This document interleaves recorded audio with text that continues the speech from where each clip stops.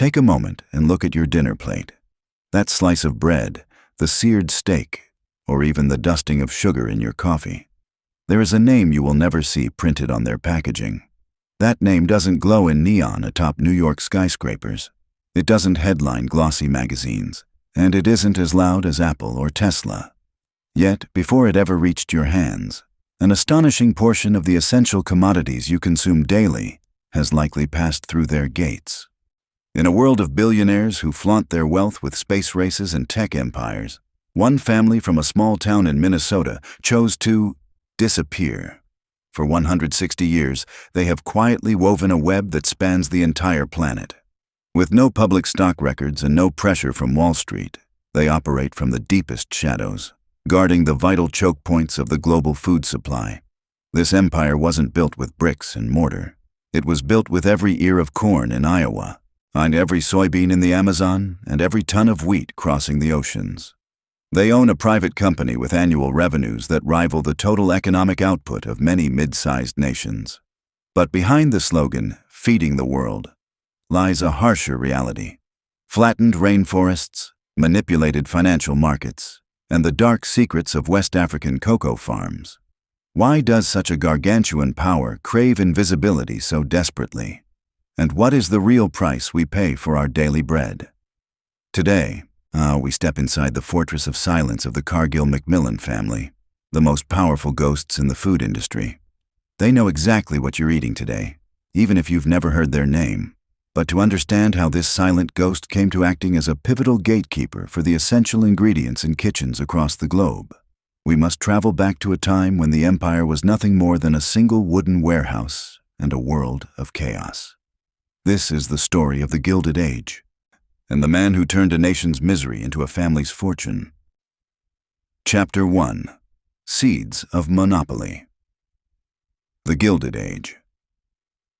The year is 1865. America, freshly scarred and profoundly altered by the seismic violence of the Civil War, was a nation devastated, yet paradoxically seething with a raw, untamed energy. The federal government, eager to knit the fractured nation back together and forge a new destiny, ignited a furious westward expansion, armed with two revolutionary policies. The Homestead Act, a bold promise of free land for any who would tame it, and the Pacific Railroad Act, which poured colossal sums into the construction of steel railways that would relentlessly stretch, ribbon-like, to the distant horizon. From the war-torn battlefields and the crowded ports of the East, hundreds of thousands of immigrants and weary veterans poured into this vast, untamed expanse, each clutching a fragile dream of a better life, a fresh start, a verdant future. But for many, that dream swiftly soured into a waking nightmare. These intrepid farmers, fueled by hope and sheer grit, faced not just the capricious whims of harsh weather, the daunting challenge of breaking wild, unyielding land, and the soul-crushing ache of profound isolation. If, against all odds, they were blessed with a bountiful crop, a new, more insidious trap awaited them. They found themselves at the mercy of rapacious, monopolistic railroads that levied exorbitant freight rates, effectively holding their harvest captive. Local grain warehousemen, often the sole buyers in a vast, empty landscape, mercilessly squeezed prices, leaving the farmers with meager returns, barely enough to survive. These farmers, the very backbone of a burgeoning nation, had sown the land with their sweat and watered it with their tears. Yet the wealth they generated flowed not into their calloused hands, but into the gilded pockets of distant railroad barons and cynical city speculators. It was a system, meticulously designed, to exploit. And it was amidst this swirling chaos of injustice, this raw, burgeoning frontier capitalism, that William Wallace Cargill, a man with a keen eye for opportunity, saw the chance of a lifetime. While others saw a broken system, one man saw a perfect machine waiting to be built. This was the intricate, volatile, and profoundly unfair world into which William Wallace Cargill, born in 1844 on the pastoral expanse of Long Island, New York, the son of a pragmatic Scottish sea captain, decisively stepped. William Wallace Cargill possessed none of the romantic idealism or deep sentimentality for the land that characterized the farmers he would soon encounter. He was not a tiller of soil, nor a nurturer of crops. He was, at his core, a pure, unadulterated architect of systems. He perceived the raw, unstructured chaos of the agricultural frontier not as a social inequity demanding a compassionate solution, but as a monumental, untapped business opportunity of breathtaking scale. He keenly observed the desperate yearning of isolated farmers for a reliable market for their produce, the relentless, almost biological expansion of the railroad networks, and the insatiable, ever-growing demand for food from the burgeoning, industrializing cities of the American East, and indeed, from the hungry, burgeoning populations of Europe beyond. With crystalline clarity, he understood that whoever could efficiently, and yes, ruthlessly, connect these three disparate points, supply, as infrastructure, and demand, would effectively hold the keys to an unimaginable kingdom. In the pivotal year of 1865, amidst the swirling dust and transient bustle of Conover, Iowa, a nascent railroad town brimming with fleeting dreams and temporary residents, he made his inaugural move.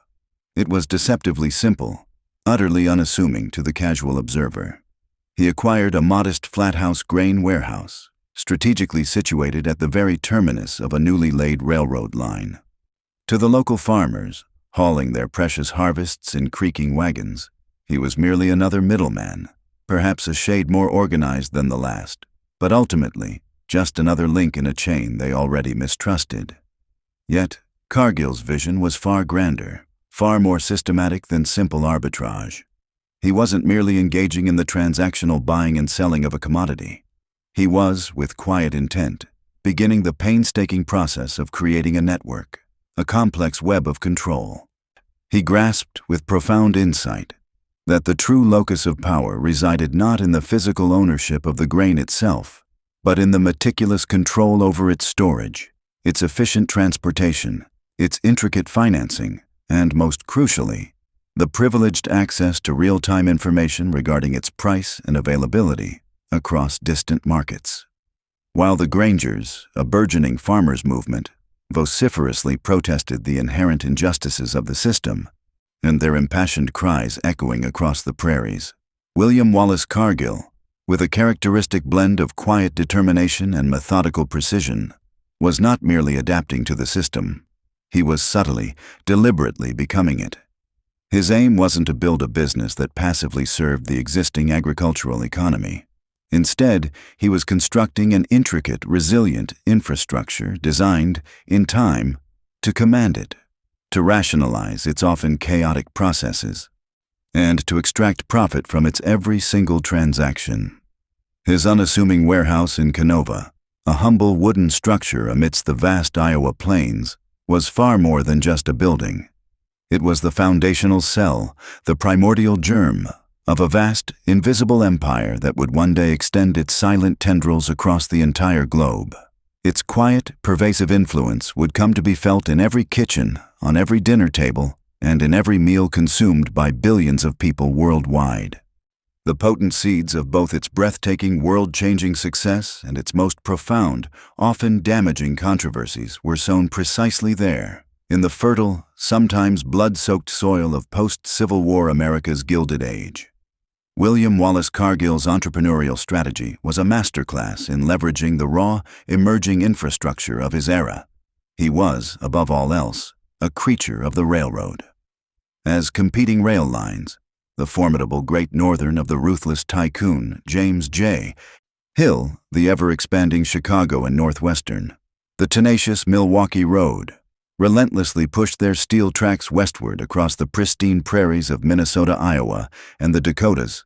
Cargill and his younger brothers, Samuel, Sylvester, and James, were invariably a step ahead, or right alongside them. They forged a remarkably tight-knit and effective clan, with William Wallace as the visionary architect and chief risk-taker, and his brothers serving as the diligent, as indispensable implementers on the ground, bringing his ambitious designs to life. Their innovative business model was predicated on an aggressive, almost predatory, yet profoundly symbiotic expansion. Even before a new rail line had completed the arduous task of laying its final tracks into a nascent frontier town, the Cargill brothers would frequently already be there, presciently acquiring strategically vital land at key junctions, poised to erect their next grain elevator. These towering structures would become the physical anchors of their burgeoning, interconnected network. These elevators, which swiftly became known simply as Cargill elevators, were far more than mere storage silos. They rapidly evolved into formidable outposts of commerce, veritable symbols of burgeoning civilization on what was still a wild, untamed frontier. The structures themselves underwent rapid, transformative evolution. The earliest versions, like that original warehouse in Conover, were simple flat houses, where grain was laboriously moved in cumbersome sacks by manual labor. But these primitive facilities were swiftly rendered obsolete and replaced by the iconic, steam-powered vertical elevators that would, for a century, majestically dominate the Midwestern skyline. These towering prairie cathedrals, as they came to be known, stood as marvels of 19th-century automation and engineering ingenuity. A farmer, having endured the arduous journey, would pull his creaking wagon, laden with the fruits of his labor, onto a massive scale.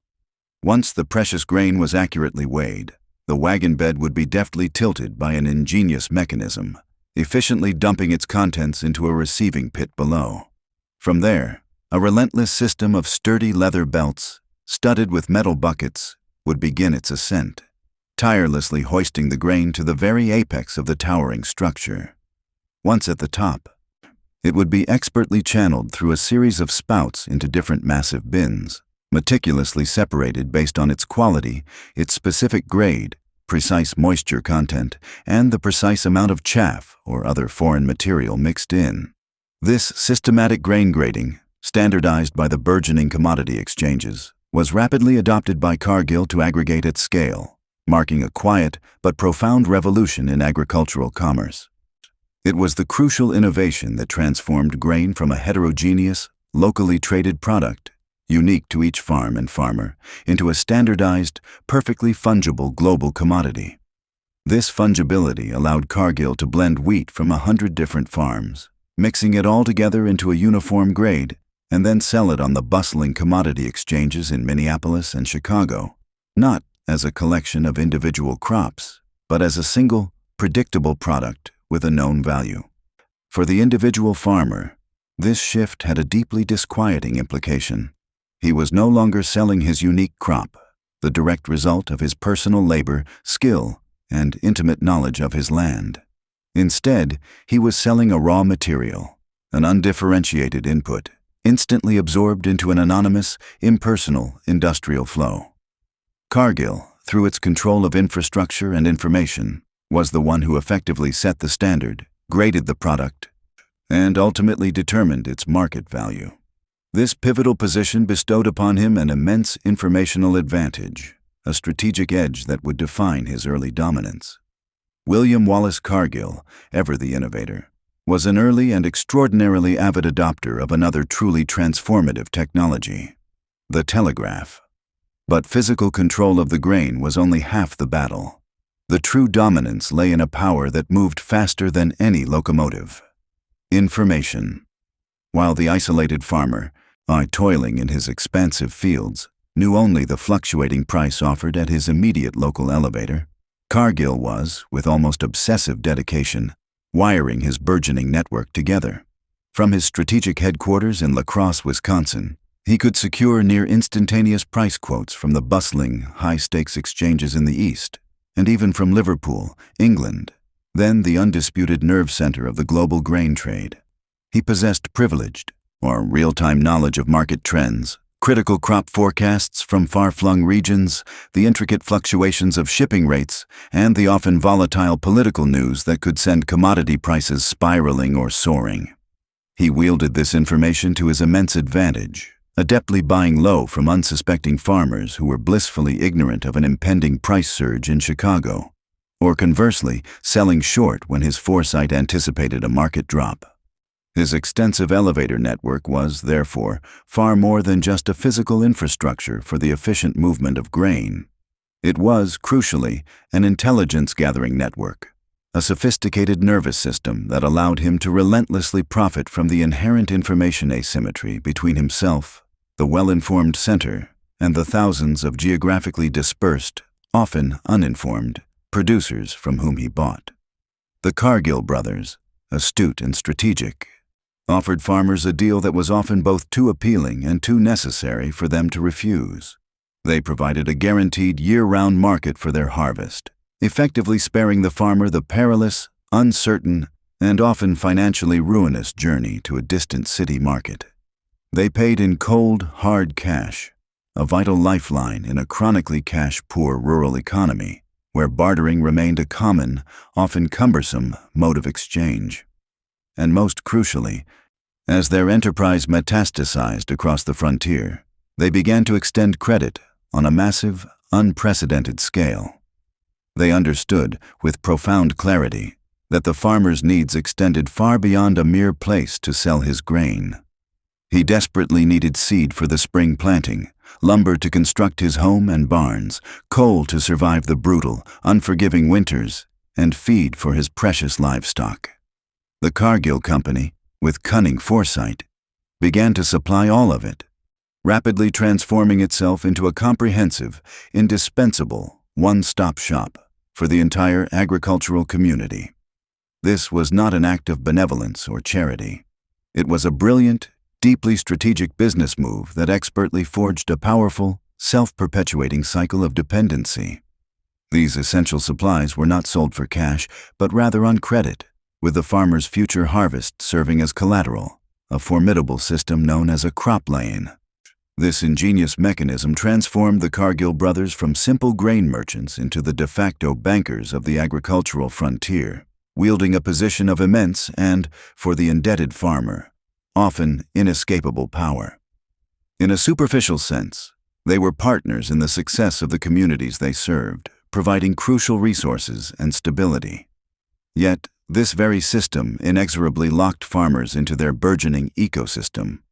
A farmer who found himself deeply in debt to Cargill for his seed, his lumber, his coal, and his livestock feed, had little to no practical choice but to sell his harvested crop back to Cargill, regardless of whatever price Cargill happened to be offering on that particular day. His independence, his autonomy, had been subtly but decisively eroded. This integrated business model, a seamless fusion of aggressive merchandising, pervasive credit provision, and comprehensive supply, proved to be the unstoppable engine of the company's explosive early growth. It allowed them to rapidly outmaneuver and push out smaller, less capitalized competitors, inexorably establishing powerful regional monopolies across the burgeoning agricultural landscape. William Wallace Cargill, a quintessential product of the raw, rapacious Gilded Age, was a man of boundless, almost manic ambition. He was never content to merely dominate the grain trade. He possessed an uncanny ability to spot opportunities everywhere, pursuing them with an astonishing, almost reckless, appetite for risk. Fundamentally funded almost entirely by borrowed money, he audaciously constructed a vast lumber operation, recognizing the immense pine forests of Wisconsin and Minnesota as the vital raw material needed to build the myriad new towns and farms springing up like wildflowers across the treeless plains. He shrewdly invested in nascent insurance companies, our pioneering farm machinery businesses, and even ventured into new, unproven irrigation projects in the arid, challenging lands of Montana. He was, with single-minded intensity, building a vertically and horizontally integrated empire, a trust in the classic Gilded Age mold, long before the term became widely understood or regulated. His grand vision was to control every conceivable aspect of the agricultural supply chain, from the very seed that went into the ground to the insurance policy safeguarding the farmer's barn. However, this explosive, seemingly unstoppable growth was constructed upon an incredibly fragile foundation of shaky, largely unregulated finance. Cargill was playing a high-stakes game of financial dominoes, and by the turn of the century, the first piece was about to fall. The company was not a modern corporation in any sense. It was a complex, opaque, and often bewildering web of partnerships, deeply personal guarantees, and intricately interlocking businesses, all ultimately tied to William Wallace Cargill's personal credit and his formidable powers of persuasion with a growing roster of bankers. He was, in essence, a quintessential speculator, constantly gambling on future commodity prices, leveraging the company's burgeoning physical assets, its elevators, its warehouses, as collateral for ever larger loans, which in turn funded ever more ambitious, risk-laden ventures. The brutal financial panics that periodically rocked the American economy, such as the deep and punishing depression that followed the Panic of 1893, would have tested his nerve and his credit to their absolute breaking point. For decades, against all odds, his gambles paid off, fueling a seemingly unstoppable expansion that defied logic. But the inherent risk was silently accumulating, compounding year after year, hidden from the view of outsiders, and perhaps even from the understanding of his own family. A financial time bomb, meticulously crafted over decades, was ticking silently at the very heart of the sprawling enterprise. The fragile expansion of William Wallace Cargill was a race against time, a gamble that required his constant presence to succeed. But in 1909, time finally ran out. Chapter 2. The 1909 Crisis and the MacMillan Takeover. In the somber autumn of 1909, that meticulously crafted financial time bomb finally detonated with devastating force. While on a routine visit to Montana, inspecting a new irrigation project, just one of his many far-flung, often speculative side ventures, William Wallace Cargill, the 65-year-old patriarch and the undeniable visionary founder of the entire enterprise, suddenly fell gravely ill with pneumonia. Within a matter of mere days, he was dead. His demise was far more than a profound personal tragedy for his family. It was a corporate cataclysm of epic proportions. William Wallace Cargill had been the gravitational sun around which the entire sprawling, chaotic, and precariously balanced system revolved.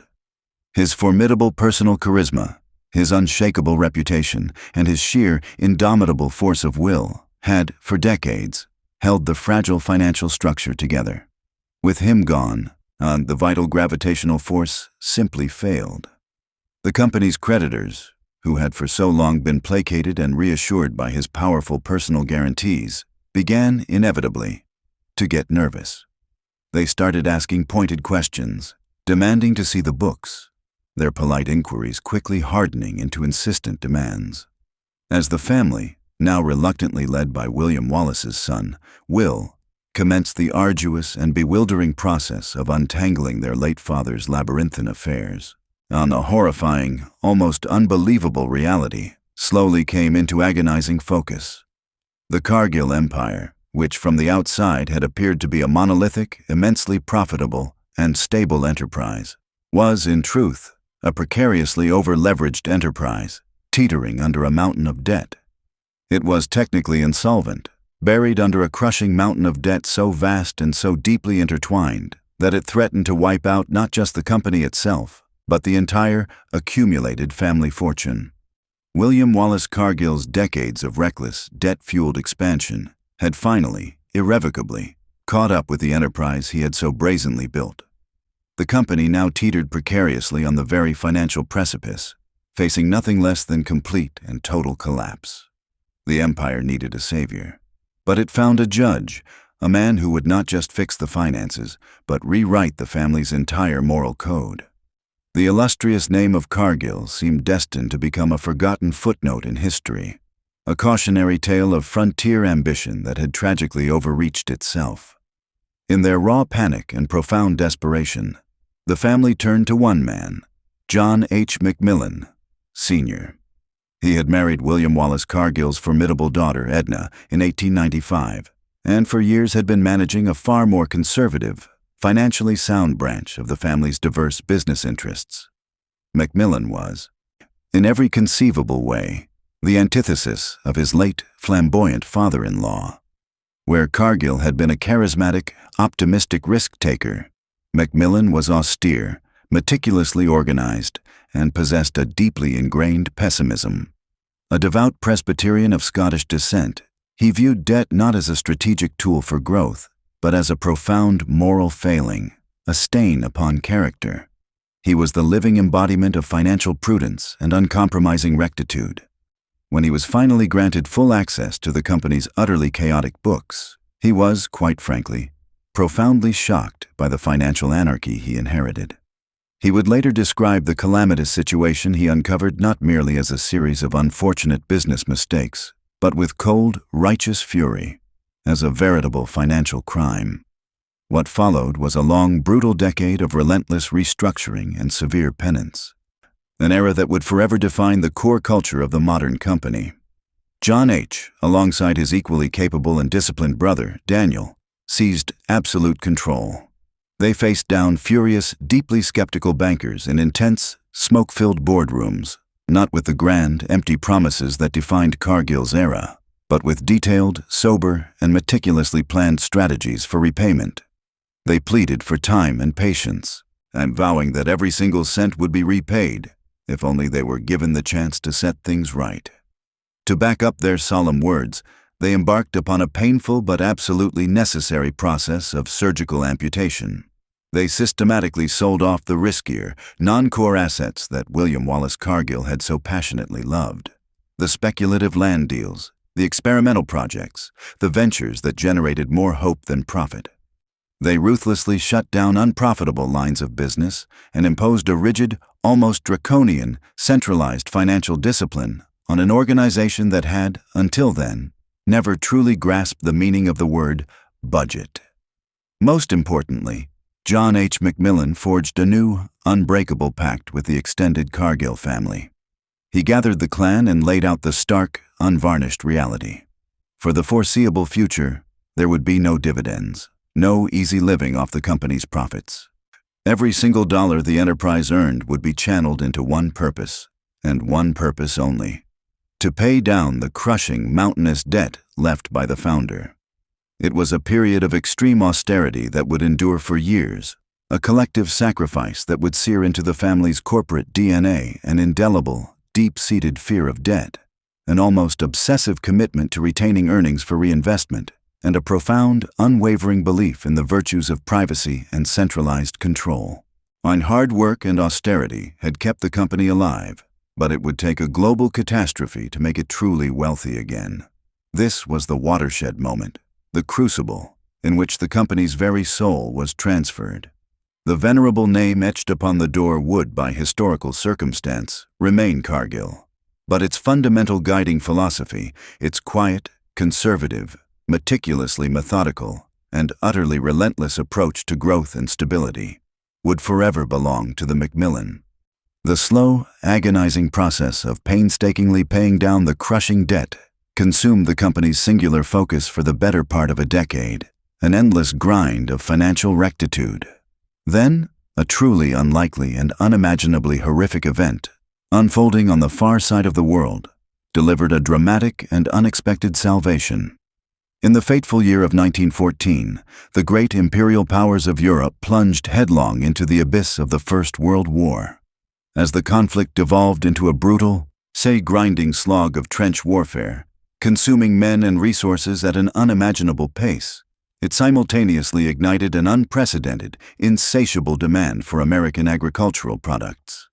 The once fertile farms and fields of Europe were utterly ravaged, transformed into blood-soaked battlefields, and the Allied nations, desperately needing to sustain their vast armies and feed their civilian populations, turned, almost entirely, to North America. Global grain prices, driven by this desperate demand, and soared to levels never before witnessed in history. Cargill, now a lean, incredibly efficiently managed, and rigorously financially disciplined organization under John MacMillan's tight, uncompromising control, was perfectly positioned to capitalize on this extraordinary wartime boom. The profits that flowed into the company's coffers were, simply put, astronomical. This unforeseen wartime windfall was the final, crucial key.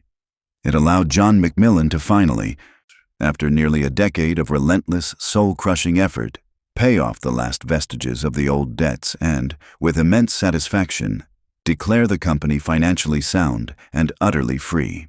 He had not merely saved the company from the brink of oblivion, he had reforged it in fire, transforming it. It emerged leaner, immeasurably stronger, and imbued with a powerful, unifying sense of purpose rooted in a clear, conservative philosophy that valued caution, control, and long-term stability above all else. The existential crisis was, at last, truly over. The company had not only survived its near-death experience, but had been fundamentally reshaped by it.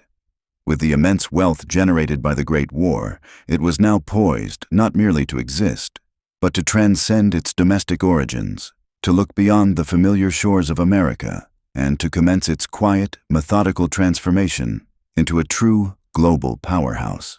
And the fortress of silence had been fortified. Now it was time to expand its walls across the oceans. Survival was no longer enough. To the MacMillans, the only way to truly protect the family's future was to make the world their backyard.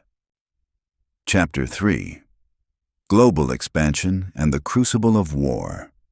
With the harrowing existential crisis of 1909 now a searing but increasingly distant memory, and its coffers generously refilled by the immense, almost unimaginable profits of the First World War, the Cargill Company stood at a pivotal crossroads, firmly under the cautious, calculating hand of John H. MacMillan Sr. It had been fundamentally transformed from a sprawling, chaotic, and precariously debt-ridden frontier enterprise into a lean, disciplined, and financially formidable American grain merchant. For a man of MacMillan's inherent temperament, deeply conservative, risk-averse, and valuing stability above all else, the seemingly logical next step might have been to consolidate this hard-won position, to dominate the domestic market, and to simply enjoy the fruits of a well-earned, albeit arduous, stability. However, John Sr., alongside his son and heir apparent, John MacMillan Jr., known within the family and the company as John II, had gleaned a deeper, far more profound lesson from their terrifying brush with oblivion. They had learned, through bitter experience, that the vast American market, for all its immense potential, was inherently a volatile and dangerously unpredictable place. It was perpetually subject to the capricious whims of nature and weather, the dizzying boom and bust cycles of its own burgeoning economy, and the often unpredictable swings of its political climate. True stability, they soberly concluded, the kind of enduring stability that could genuinely guarantee the family's wealth and influence for generations to come, demanded a broader, more resilient foundation. It necessitated transcending the conventional borders of a single nation. It demanded profound diversification, not merely in the products they handled, but critically, in geographical reach and political risk exposure. The future of the company, they decisively concluded, lay not in merely being the biggest fish in the American pond, however large that pond might be, but in becoming a powerful, indispensable player, a fundamental pillar, in the entire global ocean of commodities. This audacious strategic pivot, conceived and meticulously planned in the dynamic 1920s, would become the defining project of the next half-century, as inexorably setting the stage for Cargill's astonishing ascent to a level of global power and influence that even the fiercely ambitious William Wallace Cargill could scarcely have imagined. The initial steps in this ambitious global expansion were, fittingly, methodical and meticulously calculated, a clear reflection of John Sr.'s inherent caution and strategic prudence. In 1928, they opened their very first international office in Montreal, Canada. The logic was impeccable and almost unassailable. Canada was an immense burgeoning grain producer, particularly of the high-protein hard red spring wheat, highly favored and in constant demand by European millers. Crucially, its growing season perfectly complemented that of the United States, allowing for staggered harvests and a more consistent supply. Moreover, Canada's mighty St. Lawrence Seaway offered a direct, highly efficient shipping route straight to the major ports of Europe, cleverly bypassing the often congested and expensive American rail networks. Establishing a robust presence, there was, therefore, a natural, low-risk, yet strategically potent extension of their established North American operations. The very next year, in the pivotal year of 1929, They made an even bolder, more audacious leap, crossing the vast Atlantic to open a strategic office in Rotterdam, in the Netherlands. This was a master stroke of geopolitical and logistical foresight. Rotterdam, as with its deep water port, its extensive network of interconnected rivers and canals, and its central location, was the undisputed gateway to the industrial heartland of continental Europe. From this vital nexus, American and Canadian grain could be efficiently offloaded from massive ocean-going vessels onto smaller barges, and then swiftly and cost-effectively distributed to countless mills and factories throughout Germany, France, and the Low Countries.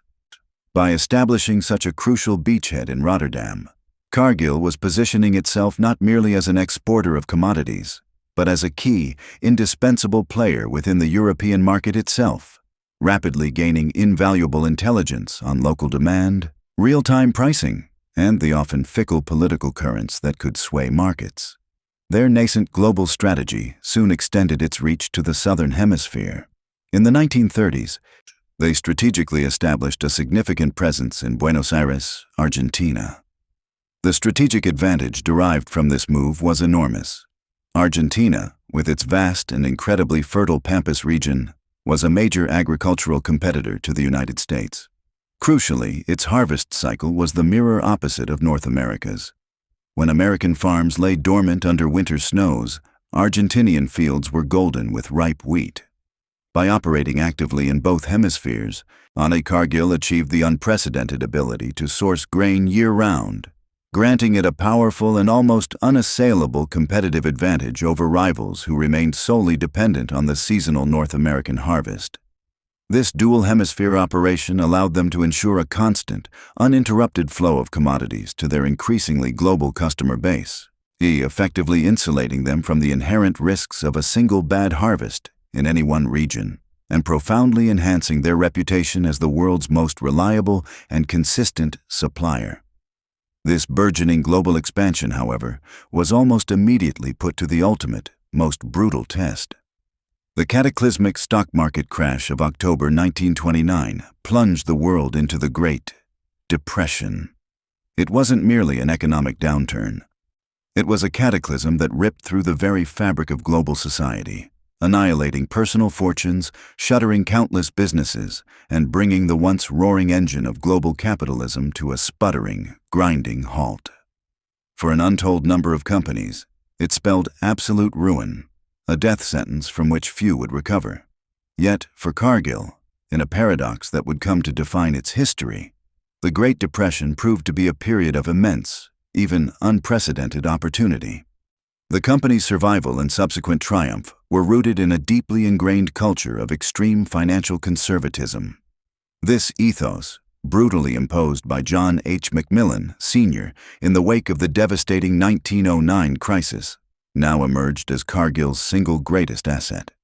While their more adventurous competitors, many of whom had leveraged themselves with mountains of debt during the heady, speculative boom of the Roaring Twenties, collapsed into ignominious bankruptcy, Cargill stood firm.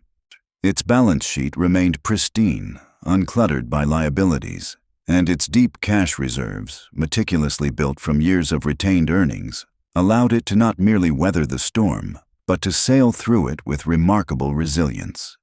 More than just surviving, Cargill thrived. They embarked on an aggressive, opportunistic buying spree, acquiring the distressed assets of their failed rivals at fire sale prices. Grain elevators, a vital network of barges, on strategic port facilities, the very infrastructure of the nation's food supply, fell into Cargill's hands at fractions of their true value. For Cargill, the Depression was not a downturn but a vast consolidation, a strategic period where they significantly strengthened their grip on the domestic market, even as they cautiously, almost imperceptibly, expanded their international footprint. This remarkable expansion, however, does not imply any benevolence. But this absolute efficiency came with a predatory edge. Power, once concentrated, is rarely used gently. Their financial conservatism was a shield, but it did not preclude a ruthless aggression in the marketplace. Indeed, the company's ambition occasionally spilled over into practices that skirted the edges of legality. In the late 1930s, Cargill found itself suspended by the venerable Chicago Board of Trade amid explosive allegations of a corn market corner. The accusation was stark. Cargill had allegedly amassed such a massive, dominant position in corn futures contracts that it was effectively able to manipulate the price of corn for its own substantial benefit, to the detriment of farmers and consumers alike. While the company vehemently disputed the charges, the incident sent a clear, chilling message throughout the industry.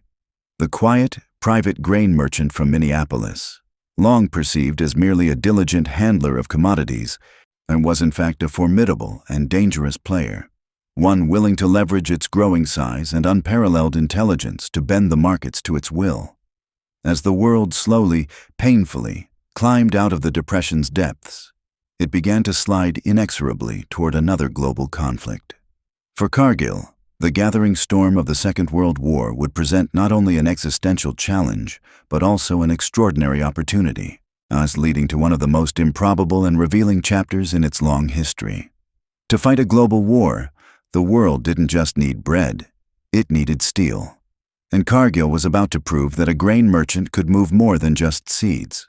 When the United States transformed itself into the arsenal of democracy, mobilizing its entire industrial capacity to supply the Allied war effort, the government issued a call to every sector. Cargill, the very epitome of a grain merchant, answered that call in a truly extraordinary, almost fantastical way. They went into the shipbuilding business. On the banks of the Minnesota River in Savage, a quiet suburb of Minneapolis, hundreds of miles from the nearest ocean, Cargill established a massive new shipyard, incongruously named Port Cargill. On its face, the endeavor seemed an act of sheer madness, constructing ocean-going vessels in the landlocked heart of the Midwest. Yet, it was a profound testament to the company's core genius, logistics. Under the visionary leadership of John MacMillan, Jr., the company meticulously applied the very same principles of methodical planning, efficient execution, and intricate supply chain management that they used to move mountains of grain to the highly complex construction of ships for the U.S. Navy. They built desperately needed auxiliary oilers and tankers, and later, larger cargo ships, each one a marvel of wartime engineering. Once a vessel was completed, it was a spectacle to behold. It was carefully launched into the relatively shallow waters of the Minnesota River, and then painstakingly navigated, inch by arduous inch, down the mighty Mississippi River, through a labyrinthine system of locks and dams, all the way to New Orleans and the waiting open sea. It was a logistical miracle, a triumph of engineering and coordination. The Port Cargill shipyard became so efficient and so prolific in its output that it was awarded the prestigious Army-Navy E for excellence, an astonishing 4 times, a rare and ringing recognition of its outstanding contribution to the war effort. This wartime experience proved utterly transformative for Cargill. It imbued the company with deep expertise in managing massive, complex industrial projects, far beyond the scope of mere grain trading. It further solidified its valuable, strategic relationships with the U.S. government, relationships that would prove crucial in the decades to come. But most importantly, the shipbuilding venture proved, unequivocally, that Cargill was not, at its heart, just a grain company. It was a company that profoundly understood logistics, transportation, and the intricate management of global supply chains. That singular realization, forged in the crucible of war, would be the key to its explosive post-war growth. The war had turned grain traders into master shipbuilders. Now, in the silence of peace, they would use those same skills to build something even more formidable, a global circulatory system for a hungry world. Chapter 4. Post-war Power and Unprecedented Diversification. The world that emerged from the ashes of World War II was a world utterly remade, and one perfectly suited to a company possessing Cargill's unique capabilities. Europe and Japan lay in ruins, their agricultural sectors devastated, their populations on the brink of famine. The United States, its homeland miraculously untouched by the ravages of war, stood as the undisputed economic and industrial power on the planet. Through monumental initiatives like the Marshall Plan, America would effectively feed a rebuilding Europe for years, channeling vast quantities of food and resources across the Atlantic. And Cargill, with its vast North American grain collection network and its rapidly expanding international presence, was strategically positioned as a primary vehicle for that historic transfer of food, a vital artery in the global circulatory system.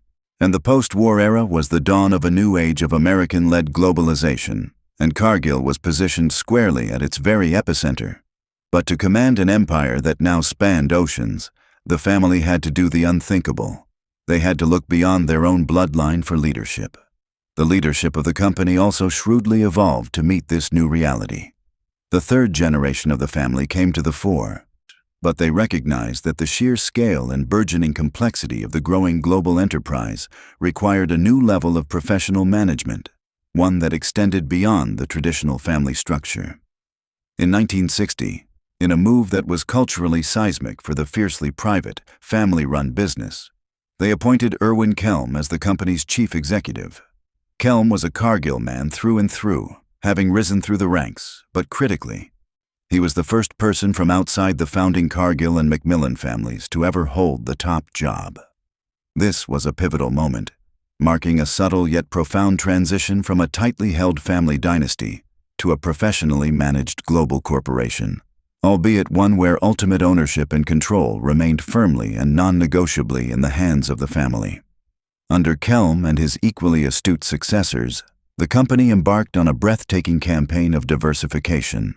They shrewdly leveraged the immense consistent cash flow generated from their foundational grain trading business to push aggressively into new but strategically related fields.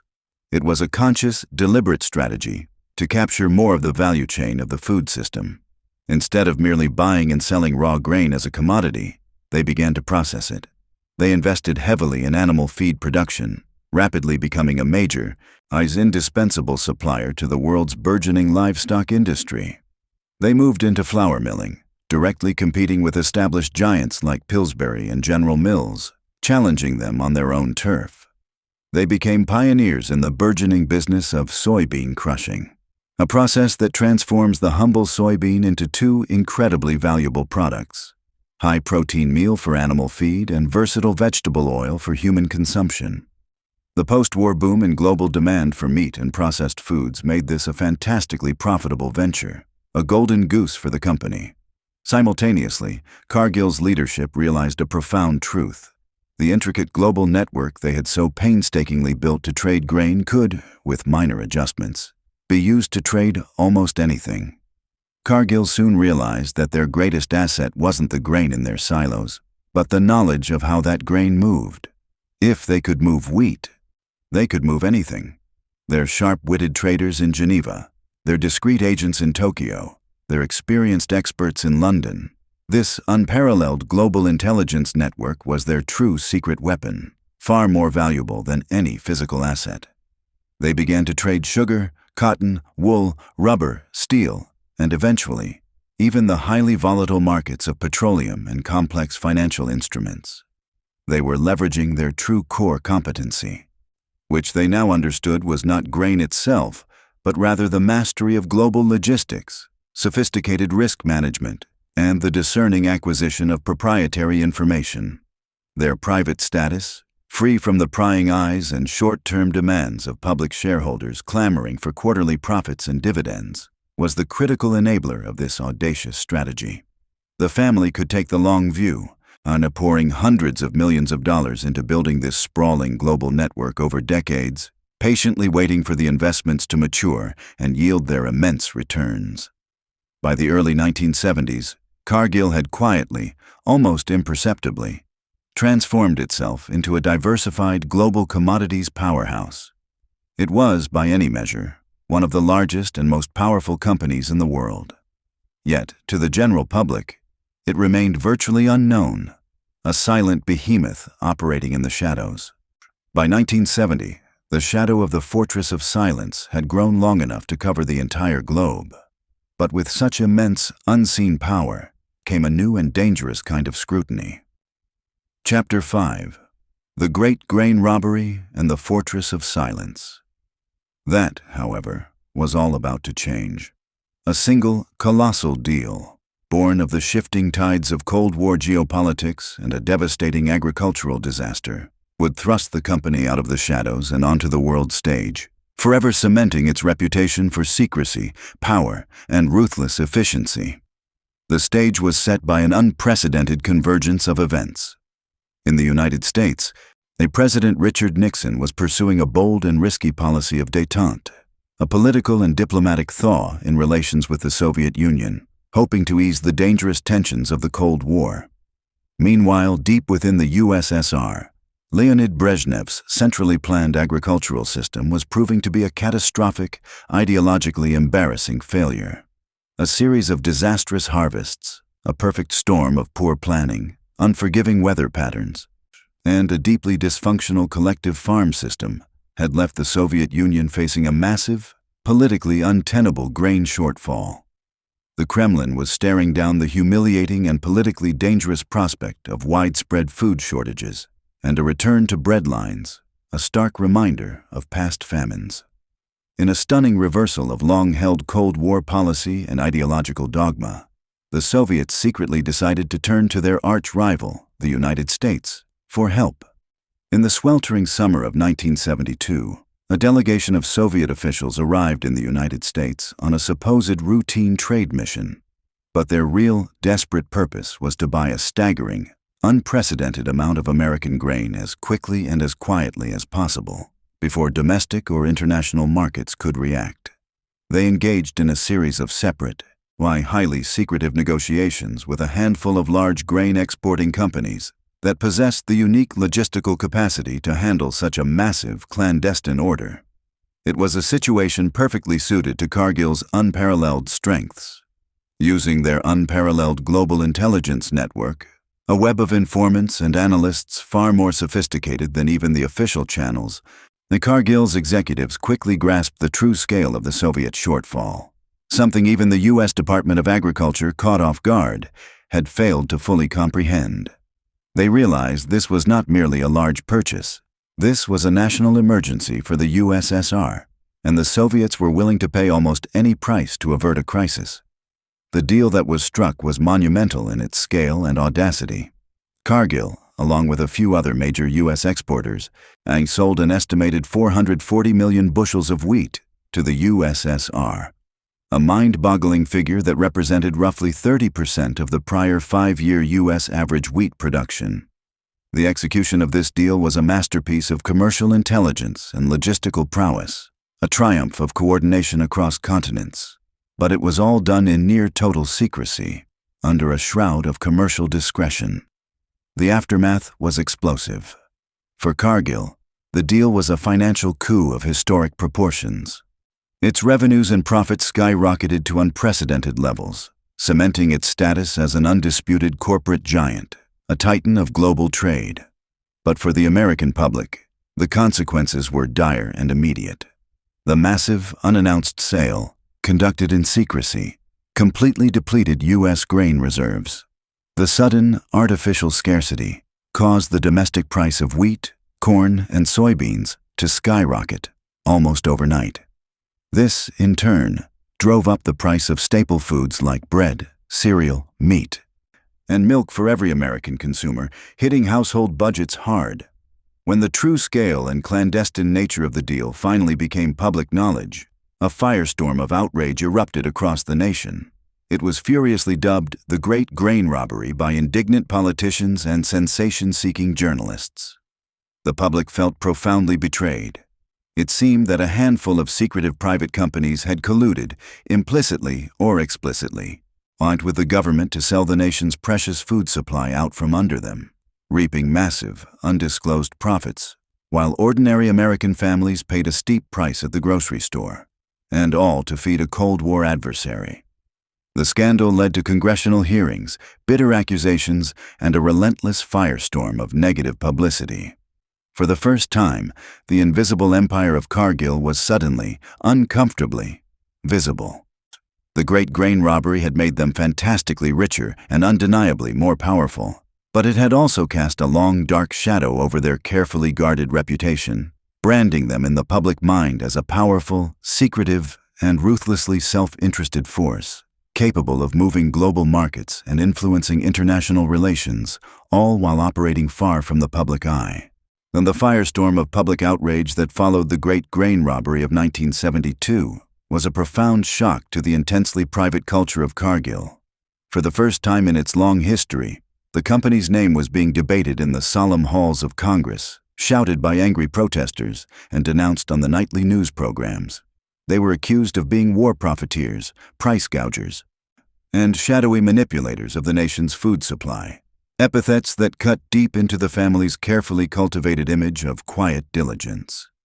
For the Cargill and MacMillan families, who had spent over a century meticulously building a fortress of anonymity around their operations and their personal lives, this sudden, unwelcome glare of the spotlight was a terrifying, almost traumatizing experience.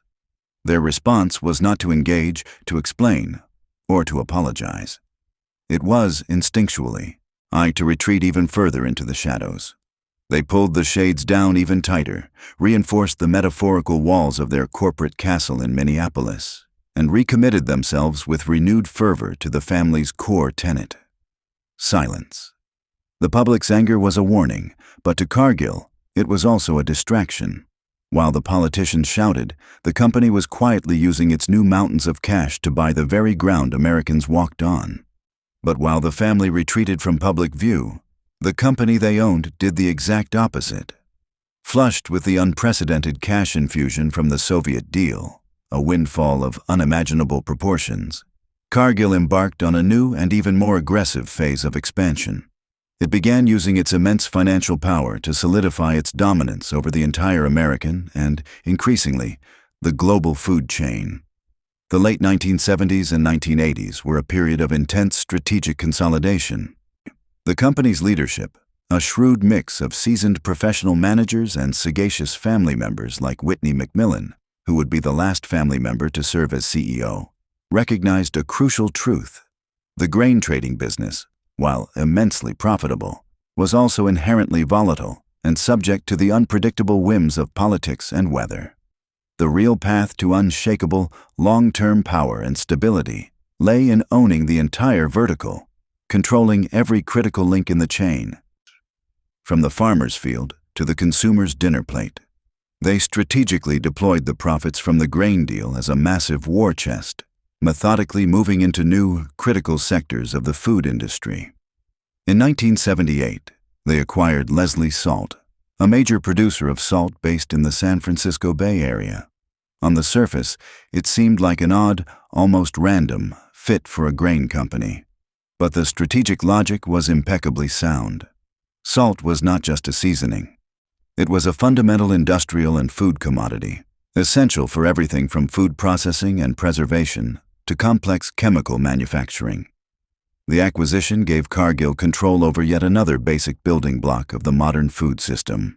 A far more significant, even transformative move came in 1979 when Cargill purchased MBPXL, one of the nation's largest meat-packing companies. This acquisition was nothing short of revolutionary for Cargill. Meatpacking was the critical and direct link between Cargill's massive grain and animal feed businesses and the ultimate consumer. By owning a major meat packer, Cargill was no longer just selling the feed that fattened the nation's cattle. They were now slaughtering, processing, and packaging the beef itself. This bold move into protein would become a cornerstone of their sprawling business empire, and within a few decades, Cargill would be one of the top 3 meat packers in North America, standing shoulder to shoulder with industry giants like Tyson and JBS. This period of relentless growth took place against a turbulent backdrop of global economic turmoil. The oil shocks of the 1970s, the punishing American farm crisis of the 1980s, and the escalating tensions of the late Cold War created a volatile, unpredictable environment that crippled and bankrupted many corporations. But for Cargill, volatility was not a threat. It was a business opportunity. Their global intelligence network, which by this point was arguably more sophisticated and better informed than that of many national governments, allowed them to anticipate market shifts, identify emerging opportunities, and hedge skillfully against myriad risks. When President Jimmy Carter imposed a grain embargo on the Soviet Union in 1980, following its invasion of Afghanistan, it roiled international markets and devastated many American farmers. but for a truly global player like Cargill. With extensive operations in Argentina, Canada, and Europe, a unilateral American embargo was merely a logistical problem to be solved, a temporary disruption in a global flow that they could effortlessly reroute through other channels. Their private status remained, as always, their ultimate trump card. They could make massive, long-term strategic bets and navigate choppy political waters without having to explain themselves to anxious public shareholders demanding immediate returns. They continued to grow silently and methodically, becoming ever more deeply embedded in the world's economic and infrastructural fabric. But why this obsession with the shadows? For the Cargill MacMillans, invisibility wasn't just a lifestyle choice. It was a survival mechanism learned from the ruins of other American dynasties. As their business empire became increasingly visible and dominant on the global stage, the family behind it seemed to be actively engaged in a process of profound self-erasure. This obsession with invisibility, this deep-seated institutional and personal commitment to secrecy, is perhaps the single most defining characteristic of the Cargill MacMillan clan. To truly understand the company, one must attempt to understand the philosophy that underpinned this almost monastic silence. It wasn't merely a preference. It was a carefully honed strategy, a core component of their power. The roots of this secrecy run deep, tracing all the way back to John H. MacMillan, Sr., and the trauma of the 1909 crisis. His austere Scottish Presbyterian worldview equated any form of publicity with vanity and boastfulness, both of which he considered grave moral failings. He firmly believed that the family's business was its own, a private endeavor, and that public attention only invited trouble. Trouble from competitors seeking an advantage, from government regulators scrutinizing their practices, and from a jealous public ever suspicious of vast, hidden wealth. This ethos, almost a sacred text, was passed down through the generations, ingrained into the very DNA of the family. Furthermore, the family learned invaluable lessons from the experiences of other Gilded Age dynasties. They watched as the Rockefellers became arguably the most hated family in America, their name synonymous with insatiable greed and monopolistic cruelty. They saw firsthand how John D. Rockefeller had to spend the second half of his life, and a significant portion of his colossal fortune, on a massive public relations campaign specifically designed to transform his image from a reviled robber baron into a benevolent philanthropist. The Cargill MacMillan seemed to draw a simple, elegant lesson from this historical spectacle. The best way to avoid public vilification is to avoid the public altogether. This philosophy manifests in virtually every aspect of their lives. While families like the Fords and the Rockefellers built grand, ostentatious estates and became fixtures of high society, the Cargill MacMillan assiduously cultivated an image of Midwestern modesty and understated affluence. Many of them live in Wayzata, Minnesota, a wealthy but deliberately understated suburb of Minneapolis. It's a town known for its quiet, old money families who value privacy over ostentation. They reside in comfortable but not palatial homes, often shielded from the road by mature trees and long, winding driveways designed to discourage curious glances. Even the most powerful members of the family are almost entirely unknown figures to the wider world. Multiple family members frequently appear on global wealth rankings with their combined net worth estimated in the billions, although they maintain an intensely private lifestyle away from public scrutiny. Yet, she lives a life of such profound obscurity in a suburb of St. Louis, Missouri, that for many years, financial journalists at prestigious publications like Forbes and Bloomberg struggled to even confirm a photograph of her existence. This extreme, almost radical privacy creates a stark contrast with the legacies of their dynastic peers. The name Rockefeller is famously attached to a world-renowned university, a groundbreaking medical research institute, an iconic New York City landmark, and a prominent political dynasty. The name Ford is synonymous with the automobile itself, the revolutionary assembly line, and a massive foundation that is a major force in global development and philanthropy. The name Carnegie is proudly inscribed above the doors of over 2,500 libraries across the English-speaking world, a testament to enduring public good. The name Cargill MacMillan despite the family's comparable or even greater wealth, is attached to almost nothing in the public sphere. Their philanthropy, while substantial in dollar value, is largely anonymous, meticulously channeled through private family foundations without the grand, legacy-defining public gestures of a Bill Gates or a Warren Buffett. This strategic invisibility, while undeniably successful in shielding the family from personal scrutiny and public controversy, has come at a great, unforeseen cost to their public reputation. In the absence of a carefully curated public image, a vacuum is inevitably created.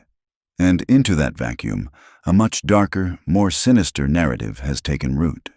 It's a narrative of a family of secret plutocrats, of absentee landlords of the global food system who profit from the shadows while delegating the dirty work of their immense empire to a class of professional, accountable executives. Their silence, once interpreted as admirable Midwestern modesty or a prudent desire for privacy, and is increasingly seen as a calculated evasion of responsibility. When activists protest the company's environmental record or its labor practices in distant lands, they find no public-facing family member to appeal to, no one to shame in the press, no human face to confront. There is only the smooth, impenetrable, and anonymous wall of the corporate headquarters. The very secrecy that was once their shield has become, in the modern era, the principal source of the deepest public suspicion against them. The fortress was now impenetrable, and the family was effectively erased from public memory. But in the 21st century, shadows are where the darkest secrets grow. But even the strongest fortresses can be brought down from within. As the 20th century drew to a close, the greatest threat to Cargill wasn't the government or the public. It was the very bloodline that built it. Chapter 6. The Family's Civil War and the Art of Retaining Control. For most of the 20th century, this model of unified family control and absolute privacy worked flawlessly, a well-oiled machine operating in splendid isolation. But by the early 1990s, the fortress of silence began to develop deep, internal cracks. The very success of the enterprise had created a new and unforeseen problem. The family itself had grown. It was no longer a small, tight-knit clan bound by shared trauma and experience, but a sprawling, geographically dispersed dynasty of nearly 100 descendants, now in its 4th and 5th generations. For many in this younger generation, the trauma of 1909 was a distant historical anecdote, an abstract tale from a bygone era, not a formative personal experience etched into their consciousness. They had not been raised in an era of austerity and grinding hardship, but rather one of immense, albeit privately held, wealth, a world away from the concerns of their pioneering ancestors. A dangerous schism began to emerge within the family. The older generation, still deeply influenced by the original ethos and led by CEO Whitney MacMillan and his steadfast cousins, still viewed the company as a sacred trust, a precious entity to be nurtured, preserved, and responsibly passed on to future generations. They were the zealous keepers of John MacMillan Sr.'s flame, and true believers in the gospel of reinvesting 80% of the profits back into the business, forsaking immediate personal gain for generational growth. The younger generation, however, many of whom had no direct involvement in the company's day-to-day operations and felt little personal connection to its historical mission, began to see things fundamentally differently. They looked at the colossal value locked up in this private enterprise, an asset worth tens of billions of dollars, and saw their own personal fortunes inextricably tied up in an illiquid, inaccessible investment that paid out relatively meager dividends. They began to ask a dangerous, revolutionary question, one that struck at the very heart of the family's identity. Why not take the company public? The pressure mounted relentlessly throughout the early 1990s. A vocal faction of the family, always increasingly frustrated by the lack of liquidity, began to actively campaign for an initial public offering, IPO. The implications were staggering, almost unfathomable. A Cargill IPO would not merely be significant, it would have been one of the largest in the entire history of Wall Street, reshaping the landscape of global finance. It would have instantly made dozens of family members not just multimillionaires, but high-profile public billionaires. It would have unlocked the vast, and theoretical wealth they held on paper and transformed it into liquid cash, money they could spend, invest, or donate as they saw fit, without the constraints of family consensus or corporate strictures. But for the traditionalists on the board, custodians of the family's century-old legacy, the family was at a breaking point. To save the empire, they didn't need a trader. They needed a master of financial engineering.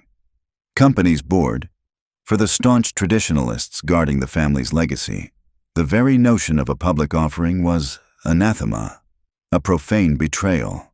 It would be a sacrilege against everything the Cargill-MacMillan family had built over 125 years.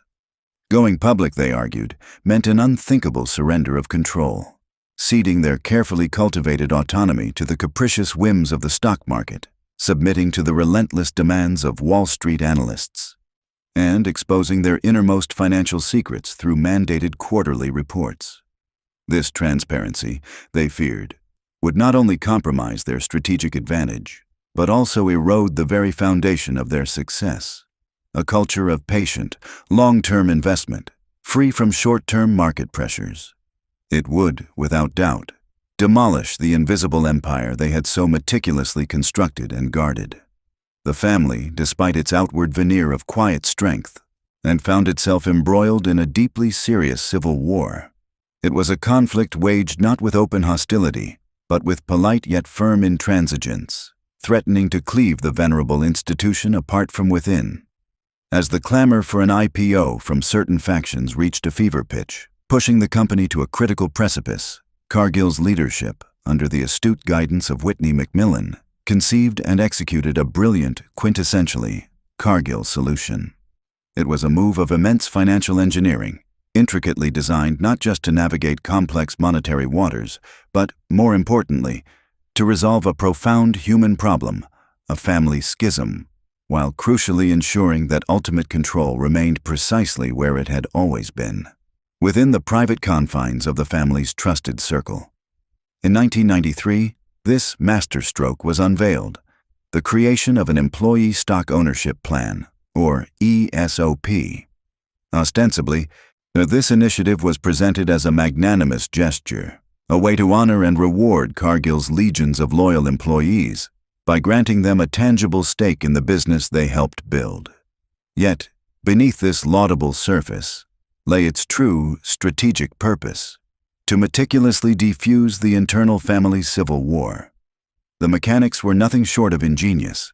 Leveraging its colossal cash reserves, reportedly a staggering $730 million, the company initiated a massive share buyback. This wasn't just any buyback. It was specifically targeted at the discontented family faction, offering them a generous, often above market, valuation for their shares.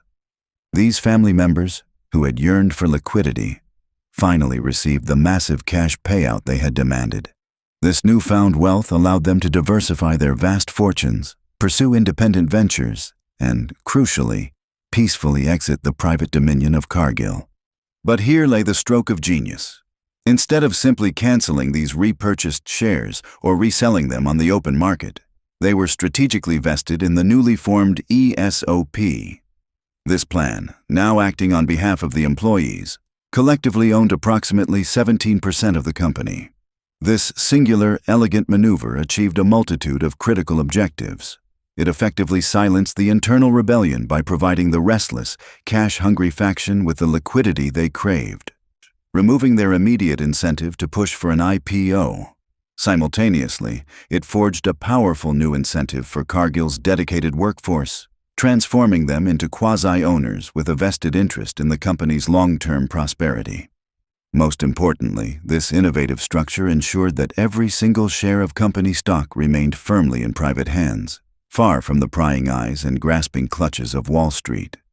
The employees, through the ESOP, would form a stable, long-term, and inherently compliant shareholder bloc, their interests perfectly aligned with the enduring, traditionalist vision of the founding family. It was a tour de force of financial and political engineering, a testament to Cargill's unique blend of pragmatism and strategic foresight. The existential crisis was deftly averted. The family members who desired an exit had received their due and departed. and the faction passionately committed to preserving the company's privacy had decisively consolidated its control. The message sent by this epical event was both clear and resoundingly powerful, resonating not only with the outside world, but, perhaps more significantly, with every remaining member of the expansive Cargill MacMillan family. The invisible empire, it declared, was not, and never would be, for sale at any price. As Cargill stepped into the 21st century, it did so with its unique, famously secretive, and immensely powerful culture not merely intact, but profoundly reaffirmed and fortified. It stood ready, a formidable and unified entity, to confront the escalating global challenges and controversies of a new era. The buyback settled the war, but it didn't stop the clock. As the family grew larger and more distant, Cargill created a new kind of institution to keep the clan in line. And to ensure this hard-won unity endured as the family tree expanded into its 6th and 7th generations, the dynasty established Waycross, a highly discreet family office based in Wayzata, Minnesota. While originally designed merely to manage the family's staggering financial assets and provide professional advice, Waycross has seamlessly evolved into the institutional glue that binds the Cargills and MacMillans together. With over 100 family shareholders today, maintaining absolute harmony is no small feat. Waycross actively works to bridge any emerging divides by organizing extensive education programs, strategic meetings, and global plant tours for the younger generations. Because the family stepped back from day-to-day executive roles in the mid-1990s, this office serves a vital purpose, keeping heirs deeply engaged and perfectly aligned with the corporation's long-term, conservative ethos. Through Waycross, the family ensures that its future generations are meticulously groomed not just to quietly inherit vast wealth, but to responsibly guard the gates of the invisible empire. Yet, the pressure for liquidity within the sprawling family did not entirely end with the ESOP. But even the best-laid plans are tested by death. In 2006, the fortress faced its final, multi-billion-dollar hurdle. In 2006, the dynasty faced another profound test when Margaret A. Cargill, a granddaughter of the founder and one of the company's largest individual shareholders, passed away. She bequeathed her massive 17% stake to charitable foundations. To fund their philanthropic missions, these charities desperately needed to cash out, presenting a terrifying prospect. How could the company liquidate such a colossal block of shares without finally being forced into a public offering? Once again, the empire engineered a masterful, labyrinthine solution. In 2011, the Cargill executed a brilliant financial maneuver, spinning off its 64% majority stake in the publicly traded fertilizer giant, the Mosaic Company. In a massive transaction, the charities and other liquidity-seeking family members exchanged their private Cargill stock for highly liquid public shares of Mosaic, a deal worth billions. It was a financial sleight of hand, one that funded some of the wealthiest grant-makers in America, while meticulously ensuring that the gates of the invisible empire remained locked, its secrets safe, and its stock resolutely in private hands. The primary beneficiary of this staggering financial maneuver was the Margaret A. Cargill Philanthropies, MACP. Operating with the same quiet discretion that characterizes the family business, MACP silently emerged as one of the 10 largest charitable foundations in the United States, commanding combined assets of approximately $8.5 billion. True to the family's famously guarded nature, the foundation operates strictly on an invitation-only basis, completely avoiding public solicitations. Yet, its hidden impact is undeniable. Distributing over $300 million annually, the organization quietly shapes global efforts across 7 core domains, from funding disaster relief and preserving tropical forests to supporting arts, teachers, and animal welfare. Through MACP, the immense wealth harvested by the world's most secretive agricultural giant is funneled back into society, funding overlooked causes on a massive scale while continuing to keep the family name largely out of the public spotlight. With the family's internal peace secured and their charitable legacy established, the Fortress of Silence transitioned into its most formidable form, a professional war machine. Chapter 7. The modern behemoth. Professional leadership and ruthless efficiency. Having triumphantly navigated its internal civil war and unequivocally reasserted its unwavering commitment to privacy and familial control, Cargill entered the 21st century stronger and more formidable than ever before. As the family retreated further into the shadows of wealth management and philanthropy, the day-to-day command of the empire was fully entrusted to a new breed of professional leadership. Since Whitney MacMillan retired in 1995 as the last family member to serve as CEO, Cargill has been steered by non-family executives meticulously chosen to protect the dynasty's interests. This era of professionalization is currently led by Brian Sykes, who succeeded David MacLennan to become the 10th CEO in the company's 160-year history in 2023 and board chair in 2024. Yet, navigating the modern global economy has proven increasingly turbulent. But professional management didn't mean a softer approach. In the volatile markets of the 2020s, Cargill proved it could be as cold-blooded as ever. This transition to professional leadership did not signal a softening of the family's iron will. Faced with shifting markets in 2024, the new administration proved its clinical efficiency by orchestrating a massive structural overhaul. The resulting layoffs of thousands of employees served as a stark, modern confirmation of the empire's founding ethos. Protect the bottom line at any human cost, and keep the gates of the fortress of silence firmly locked. While thousands were shown the door, billions were being funneled into a new mission, owning the future of protein. Its sprawling empire was vast beyond imagination, its influence unparalleled across global markets, and its financial bedrock was, by all measures, rock solid. Building upon its historical foundation in animal feed, the empire spent billions in the 21st century to consolidate its absolute grip on global animal and aquaculture nutrition, executing massive acquisitions like the global nutrition company Provimi in 2011 and the salmon feed giant Ewas in 2015. Yet, recognizing that climate realities and evolving consumer anxieties were shifting the market, Cargill didn't just double down on traditional livestock. With calculated foresight, they began aggressively investing in the very alternatives that threatened to disrupt them. The company poured tens of millions of dollars into Purus, a primary pea protein supplier for plant-based meats, funded lab-grown cultured meat ventures, and forged partnerships with companies like Voyage Foods to manufacture cocoa-free chocolate alternatives. It is a brilliant, ruthless hedging strategy. Whether the future world eats traditional beef, farmed salmon, or plant-based burgers, the invisible empire ensures it owns a profitable piece of the plate. The empire had evolved. It was no longer just a grain merchant, but a shape-shifting giant, ready for a world it helped create. But while the empire ensures it owns a piece of the plate, the world is beginning to realize exactly what was sacrificed to put it there. Chapter 8. The Illusion of Nourishing. Our World, a Trail of Ecological. The company's public-facing motto, emblazoned prominently on its official website and woven into its corporate literature, was a masterpiece of simplicity and reassurance. Nourishing our world. It was a slogan crafted to evoke a noble purpose, a global mission to feed a hungry planet.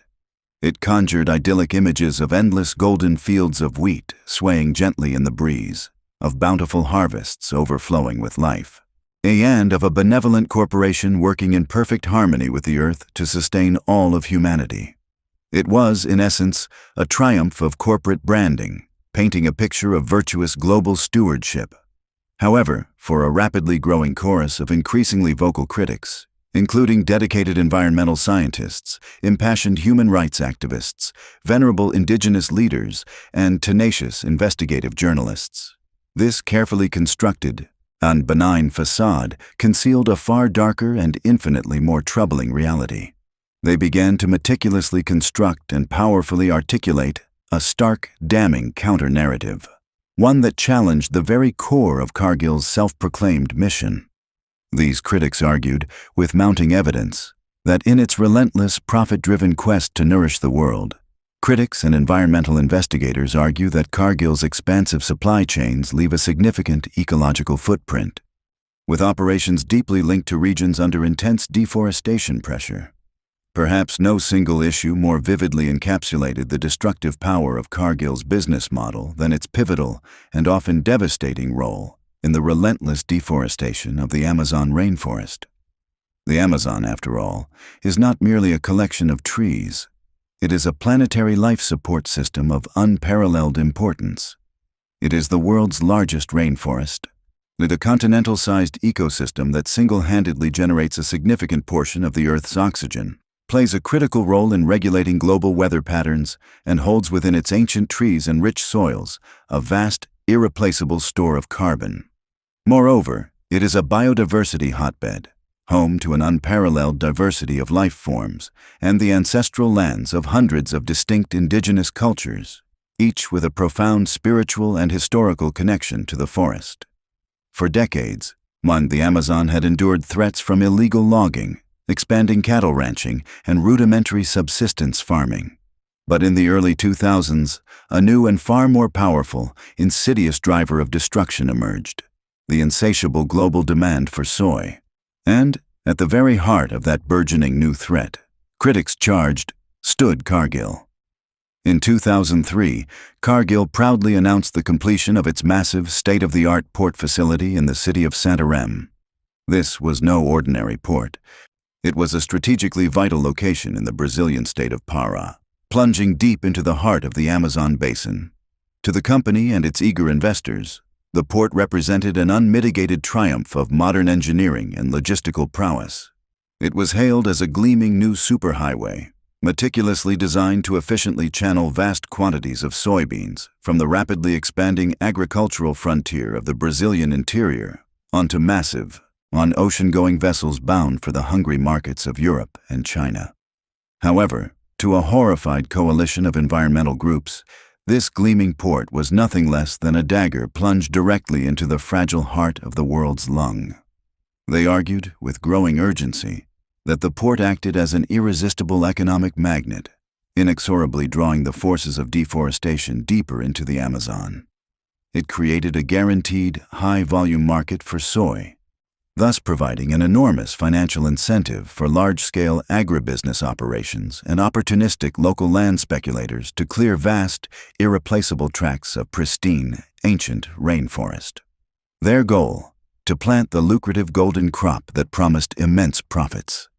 The process was brutally, terrifyingly efficient. First, the roar of chainsaws and the rumble of bulldozers would tear through the primary forest, felling centuries-old trees in mere hours. Then, the felled timber, often too remote or unmarketable to be sold, would be set ablaze, sending colossal plumes of acrid smoke billowing into the atmosphere, a pyre for an irreplaceable ecosystem. What was once a complex, interdependent, thriving tapestry of life was systematically replaced by a sterile, chemical-intensive monoculture of soybeans, stretching as far as the eye could see. Crucially, this torrent of soy was not primarily destined for human consumption in the form of tofu or soy milk, as many consumers might innocently assume. The vast majority of it, over 80%, was destined for the voracious animal feed industry, where it would be mashed into high-protein meal to rapidly fatten the chickens, pigs, and cattle confined in factory farms around the globe. This was a system in which Cargill, as a dominant player in the animal protein sector, not only served as a primary supplier, but also reaped immense profits.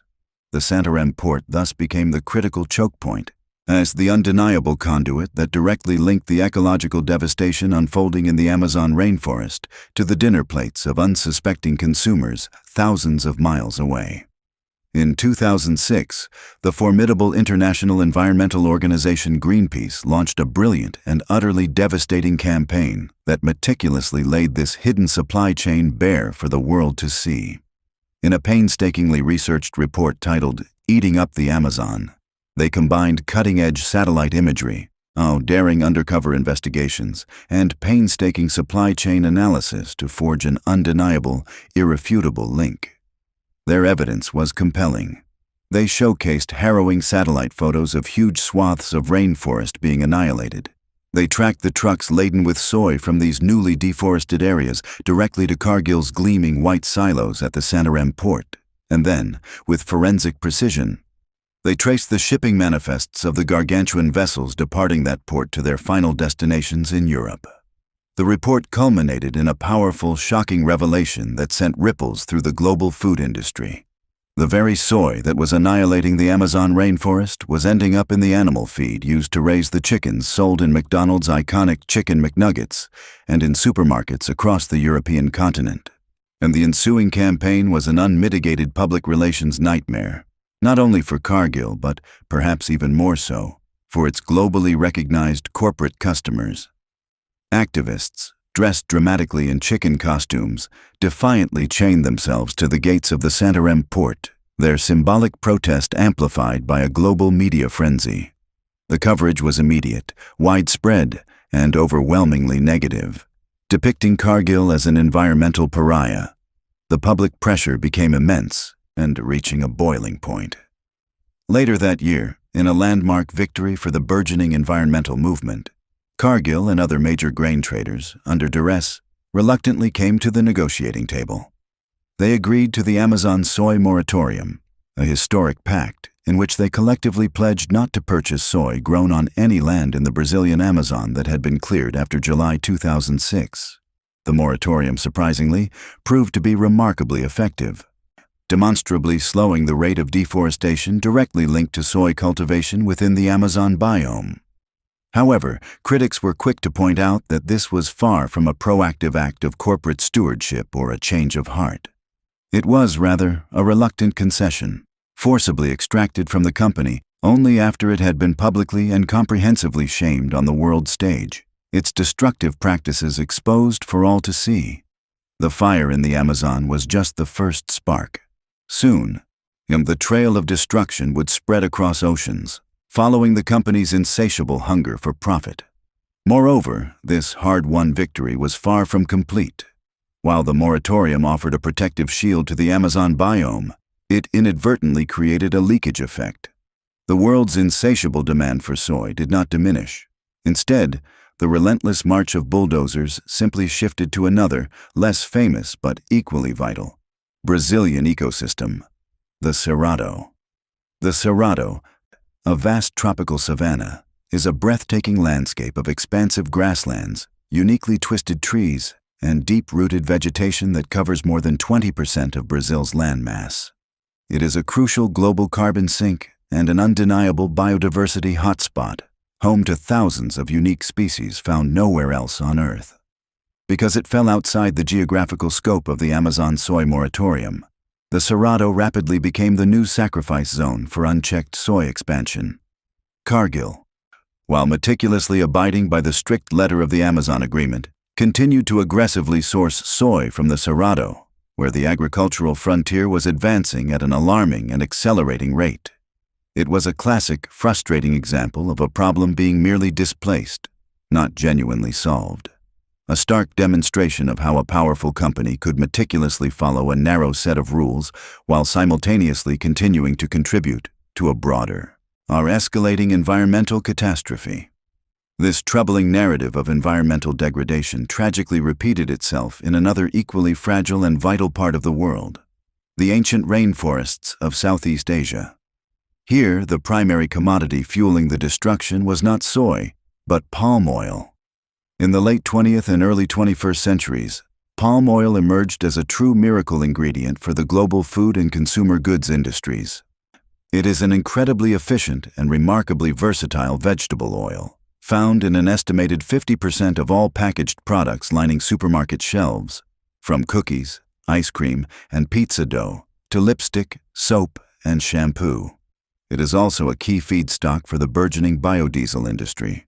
But this versatile miracle ingredient has come at an almost unbelievable, devastating environmental cost.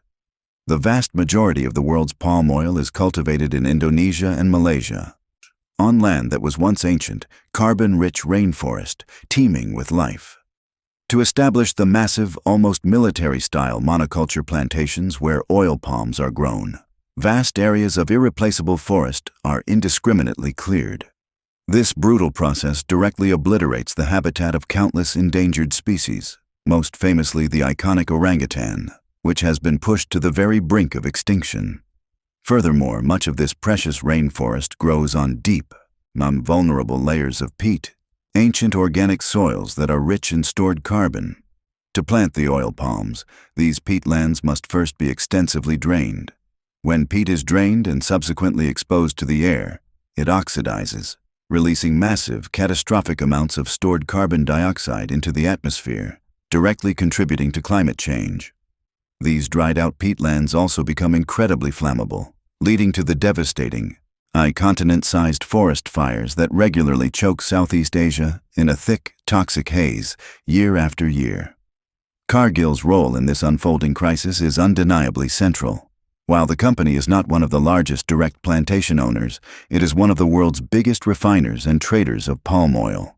This positions it at a critical choke point in the complex global supply chain, say buying raw palm oil from hundreds of disparate producers and processing it in its massive refineries before selling it onto global food giants like Nestlé, Unilever, and Procter & Gamble. For years, environmental groups fiercely accused Cargill of operating with a no-questions-asked sourcing policy, deliberately mixing oil from sustainable and certified producers with oil from shadowy, illicit suppliers who were actively engaged in illegal deforestation and the wholesale destruction of orangutan habitats. The inherent complexity of the palm oil supply chain, with its hundreds of middlemen and countless plantations, made it nearly impossible to trace the precise origin of any given drop of oil, a convenient opacity that greatly benefited traders like Cargill. Under intense and escalating pressure from its own corporate customers, who were in turn feeling the heat from widespread consumer campaigns and public outcry, Cargill eventually, albeit slowly, adopted stronger sustainability policies.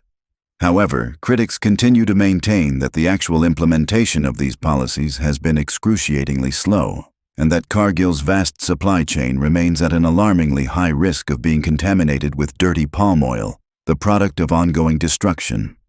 A third, equally troubling front in this global environmental battle opened up in West Africa, amidst the verdant cocoa fields of the Ivory Coast and Ghana, nations that together produce over 60% of the world's cherished chocolate.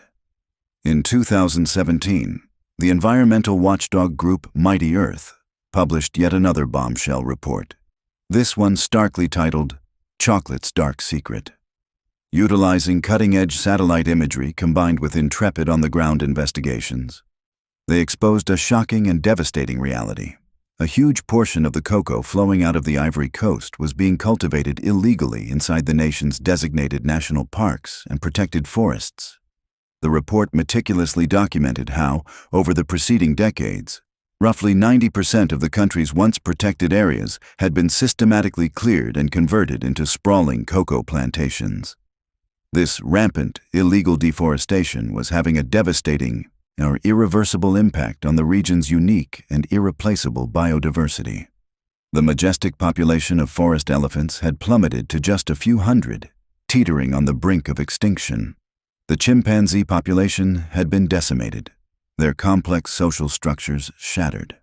The Ivory Coast, a nation whose very identity was once intrinsically tied to its vast, ancient forests, had tragically lost the vast majority of its forest cover in just a few short generations.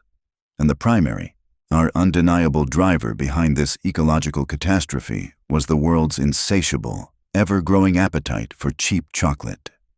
Once again, Cargill found itself squarely at the center of the storm. As one of the big three global cocoa traders and processors, alongside Barry Callebaut and Olam, Cargill's vast, intricate network of buyers and agents served as a primary conduit for this illegally grown cocoa to seamlessly enter the global market. The Mighty Earth report accused the company of actively turning a blind eye to the destruction, alleging that its sourcing practices were, in effect, directly fueling the ongoing environmental crisis. These specific, deeply documented cases, soy in the Amazon, palm oil in Indonesia, and cocoa in the Ivory Coast, began to coalesce into a chilling, unmistakable pattern. In 2019, Mighty Earth synthesized these and numerous other accusations into an even more damning report, one that gave Cargill a provocative and unforgettable title, The Worst Company in the World.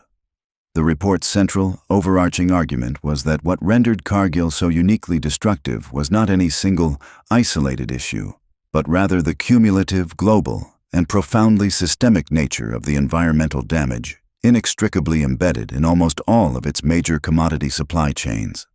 It unequivocally accused Cargill of being the primary driver of deforestation in Latin America through its massive soy and beef operations, a major, undeniable contributor to the destruction of precious forests in Southeast Asia for palm oil, and a key enabler of the wholesale razing of protected forests in West Africa for cocoa. What made this indictment particularly powerful and resonant was that it starkly contrasted the company's documented actions with its own lofty public promises. In 2014, Cargill had proudly positioned itself as a signatory to the New York Declaration on Forests, a landmark pledge made by a coalition of corporations and governments to collaboratively work towards ending natural deforestation by the ambitious target of 2020. Yet, as that crucial 2020 deadline approached and then passed with little fanfare, independent reports unequivocally showed that Cargill was not only failing to meet its public commitment, but, alarmingly, that deforestation in many of its key supply chains was actually worsening. These promises, critics argued with growing cynicism, were little more than a sophisticated greenwashing exercise, a calculated public relations strategy meticulously designed to deflect criticism and cultivate a benign image, all while the company's fundamentally destructive business model continued unabated, yielding immense profits. Faced with mounting legal and public pressure, the empire attempted to pivot, trading its old image for a high-tech, green future. But is it a true transformation or just another layer of the fortress? To counter this damning narrative and address its colossal carbon footprint, the empire has recently begun deploying futuristic technologies to green its operations. The company is now testing massive wind-assisted propulsion sails on its chartered ocean freighters, like the Pyxis Ocean, to dramatically slash shipping emissions. In Indonesia, it is capturing methane gas from its palm oil wastewater to generate residential electricity, and in Europe, it is burning ground cocoa shells in biomass boilers to power its refineries. Yet, for many critics, these genuine technological marvels raise a lingering question. Are they enough to offset the systemic environmental costs of a business model fundamentally built on relentless, global agricultural expansion? The continuous failure to honor these voluntary environmental pledges finally escalated from public relations nightmares into unprecedented legal action. In May 2023, the environmental legal nonprofit Client Earth filed a historic formal complaint against Cargill under the guidelines of the Organization for Economic Cooperation and Development, OECD. The explosive filing alleged a systemic failure by the agribusiness giant to conduct proper due diligence regarding its immense contribution to soy-driven deforestation and egregious human rights violations across Brazil's most vulnerable ecosystems, including the Amazon, the Atlantic forest, and the Cerrado savanna. Client Earth argued that despite its staggering resources, Cargill was effectively turning a blind eye to dirty soy from third-party traders flooding its supply chains. Furthermore, the complaint highlighted the devastating socio-environmental harms from forced displacement to violence against indigenous land defenders, directly linked to the operation of its massive infrastructure, like the controversial port in Santarém.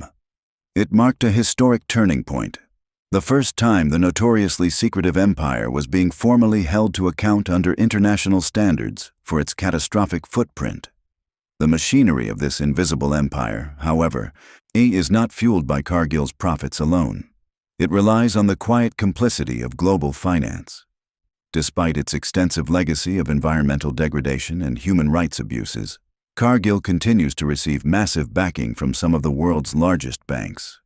Between 2019 and 2023, the company secured $473 million in credit specifically for its soy operations in vulnerable tropical forest regions. Banking giants like BNP Paribas, JP Morgan Chase, and Bank of America have continued to pump hundreds of millions of dollars into this system.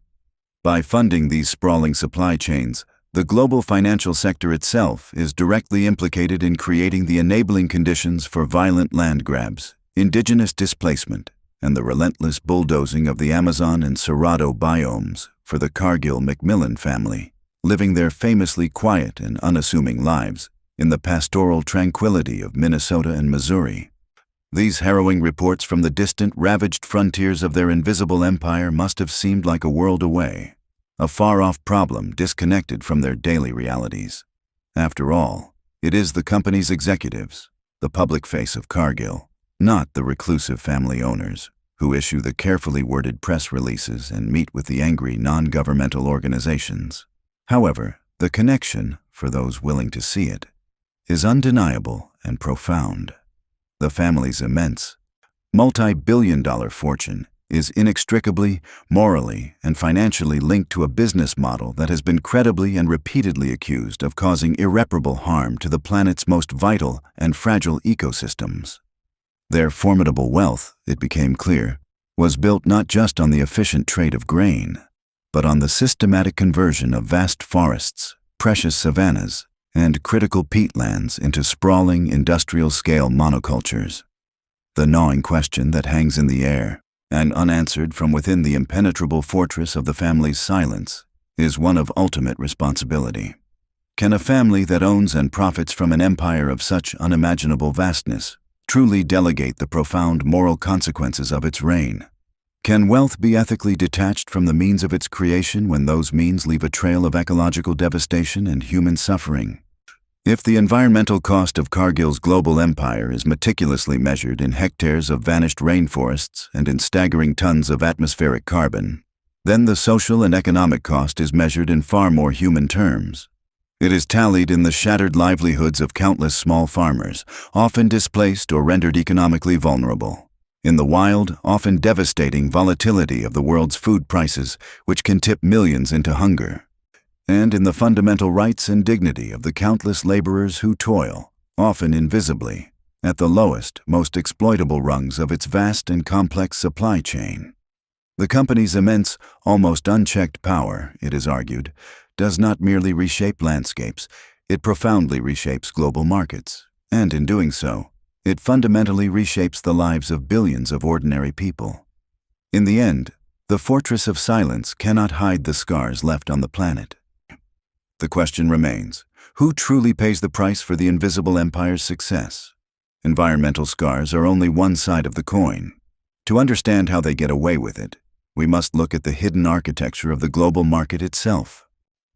Chapter 9. The ABCD Cartel. Market Manipulation and Disaster Capitalism. To truly grasp this pervasive dimension of Cargill's influence, one must first comprehend the unique and often arcane structure of the market it so powerfully commands. The global grain trade, often referred to as the central nervous system of the world's entire food supply, is decidedly not a free market in the classical economic sense. Instead, it is a quintessential oligopoly, a market meticulously dominated by a tiny handful of colossal, notoriously secretive, and deeply interconnected players. For decades, this exclusive group has been known by a simple, almost clinical, four-letter acronym, ABCD.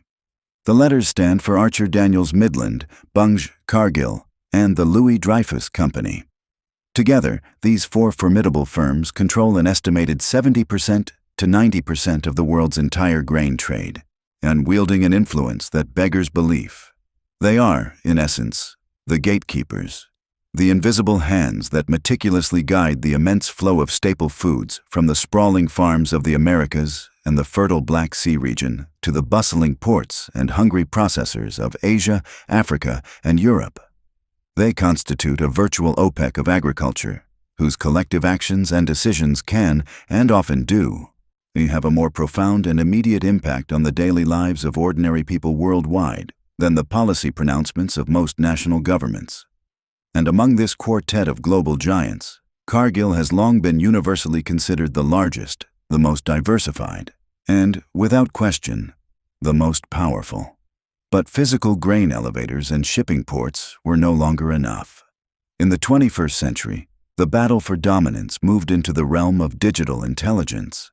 This incredible, almost monopolistic, Market concentration grants the company two critical advantages that are absolutely essential to its sustained profitability and dominance.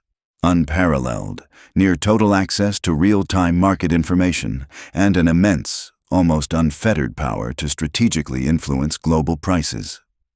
Cement this iron grip on the global food supply in the digital age.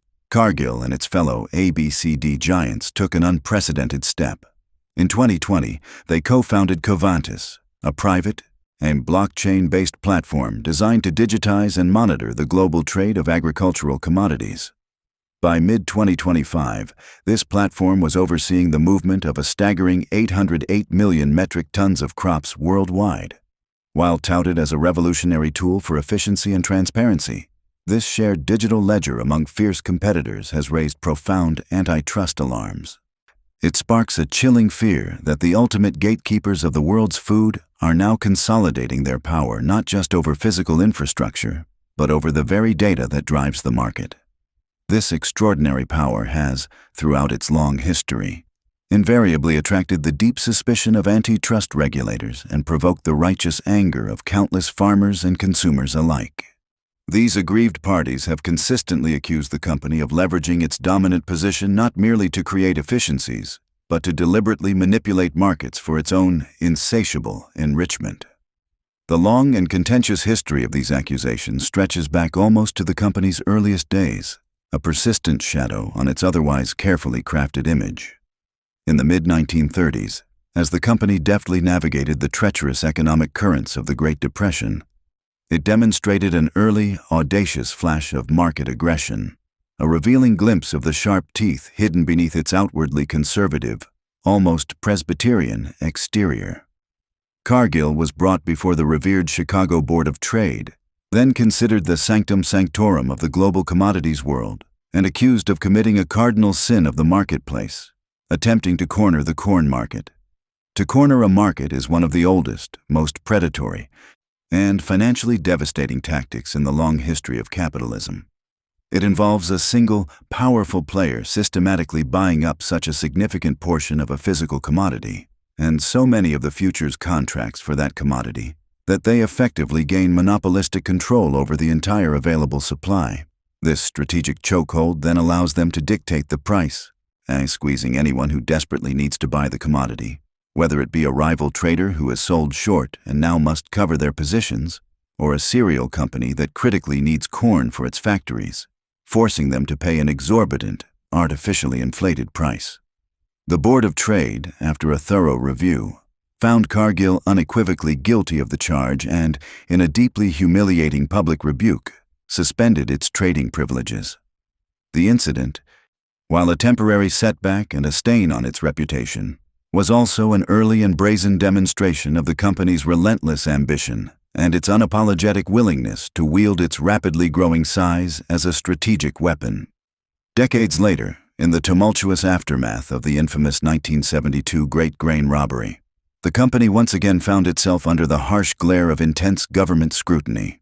The widespread public outrage over soaring global food prices, partially attributed to massive grain purchases by the Soviet Union, led to a series of sweeping congressional investigations into the secretive grain export industry. The central pressing question was whether the powerful ABCD companies were acting in illegal collusion, leveraging their shared market dominance to operate as an illicit cartel. Farmers' groups, feeling exploited, testified passionately that they believed the major exporters were working in concert to keep the prices they paid for grain artificially low, squeezing producers at the source. Consumer advocates, equally outraged, argued that these powerful companies were actively rigging the export markets to create artificial scarcity, thereby driving up prices for finished goods sold to the public. The investigations, though ultimately inconclusive in terms of major criminal prosecutions for price fixing, did reveal the incredibly cozy and often opaque relationship between the big grain traders and the U.S. Department of Agriculture. They also exposed a shocking lack of transparency that pervaded the intricate export markets. While no major charges were brought for price fixing, these probes irrevocably fueled a deep and lasting suspicion in rural America that the entire system was fundamentally rigged in favor of a handful of powerful, unaccountable middlemen. In the 21st century, These alleged schemes have only grown more sophisticated and clandestine, moving from the open outcry trading pits of Chicago to the shadowy, often untraceable world of offshore finance. In 2011, Argentinian tax authorities, armed with court orders, launched a dramatic raid on Cargill's gleaming offices in Buenos Aires, a scene that crackled with tension and urgency. It was the culmination of the years-long investigation into what the Argentinian government unequivocally claimed was a sophisticated fraudulent scheme orchestrated by Cargill and a consortium of other dominant grain exporters. The staggering allegation: they had systematically evaded over $1 billion in national taxes, a sum that could have significantly impacted public services and infrastructure in the South American nation. At the core of this complex and deeply murky accusation lay the practice of transfer pricing, a financial maneuver often operating in a legal gray area but, in this instance, deemed flagrantly illegal. Authorities meticulously detailed how Cargill's Argentine subsidiary allegedly sold vast quantities of grain and other agricultural products to another Cargill subsidiary, frequently a mere shell company, strategically located in a low-tax jurisdiction such as Uruguay or Switzerland. The critical detail was the price. These transactions were purportedly executed at an artificially deflated, manufactured price, far below market value. This sham transaction allowed the Argentine subsidiary to declare minimal profits within Argentina, a country with substantially higher corporate tax rates. Consequently, the vast bulk of their actual profits was illicitly shifted offshore into these tax havens, where they would pay little to no tax, or sometimes none at all. And the government charged that this was not merely tax avoidance, but a massive, illegal siphoning of wealth, stolen directly from the country where the value and the labor had truly been generated. Cargill, for its part, vehemently denied these grave allegations, mounting a vigorous legal defense. Nevertheless, the high-profile case cast an unforgiving spotlight on the opaque and often ethically dubious financial engineering strategies that powerful global corporations can deploy to drastically minimize their tax obligations, a pervasive practice that demonstrably deprives developing nations of untold billions of dollars in desperately needed revenue. The tactics may have evolved, but the goal remained the same: controlling the price of what we eat, even at the cost of the world's biggest brands. This penchant for market manipulation has stubbornly persisted into the present day, directly impacting the very staple foods families rely on. In 2024, the facade of a competitive free market was shattered yet again when McDonald's Corporation filed a massive antitrust lawsuit against the reigning titans of the meat industry: Cargill, JBS, National Beef, and Tyson. The explosive allegation was stark. These oligopolistic giants had been secretly colluding to artificially inflate the price of beef. By allegedly orchestrating a coordinated chokehold on the meat supply, they squeezed consumers at the grocery store and the drive-thru while reaping astronomical, unearned profits. The sheer weight of this legal challenge apparently proved too daunting to contest in open court. By early 2026, rather than face a protracted and revealing public trial, Cargill and Tyson quietly opted to settle the claims, agreeing to pay a staggering $87.5 million. It was a costly settlement, yet perhaps a calculated price to pay to keep the darkest mechanics of their pricing power hidden from public view. This power reveals its darkest face not during times of stability, but in the heart of global chaos. Beyond the specific allegations of market rigging and systematic tax avoidance, a broader and far more profound moral question arises concerning the very DNA of Cargill's business model. As an unparalleled commodity trader, Cargill doesn't merely operate within market volatility. It demonstrably thrives on it. Price swings, sudden supply chain disruptions, and pervasive market uncertainty are not merely conditions to be navigated, but are, in fact, the fertile ground in which its legions of highly paid, astute traders consistently reap their most spectacular profits. Yet, like in the critical world of food, volatility transcends a mere number flashing on a trading screen. It is, quite literally, a matter of survival, of life and death for millions. When global food prices suddenly spike, as they did with devastating effect during the catastrophic world food crisis of 2007 to 2008, and again with renewed ferocity in 2022 following Russia's full-scale invasion of Ukraine. The consequences are nothing short of catastrophic for the world's most vulnerable populations. A seemingly modest 10% increase in the price of a staple like bread might be a mild annoyance for a middle-class family in London or Paris, perhaps requiring a slight adjustment to their weekly budget. But for a struggling family in Cairo or Lagos, where over half of their meager income is already dedicated to simply putting food on the table, such an increase can mean the agonizing difference between eating and starving, between survival and succumbing to hunger. And it is precisely during these harrowing moments of profound global crisis and widespread human suffering that Cargill and its fellow commodity traders unfailingly report their most spectacular, often record-breaking, profits. In 2022, as global markets faced unprecedented volatility, Cargill, alongside other major commodity giants, reported record-breaking financial results, reflecting a broader industry trend during the global supply crisis. For aid organizations and human rights advocates, this stark contrast is a profound moral outrage. Critics point to it as a textbook example of disaster capitalism, a systemic phenomenon where global commodity giants reap record profits from the very crises that leave millions in misery. It is a ruthless mechanism that transmutes widespread deprivation into private wealth for a powerful few. The Cargill-MacMillan family's already vast, multi-billion-dollar fortune demonstrably swelled even as the world's poorest citizens were pushed inexorably to the very brink of survival.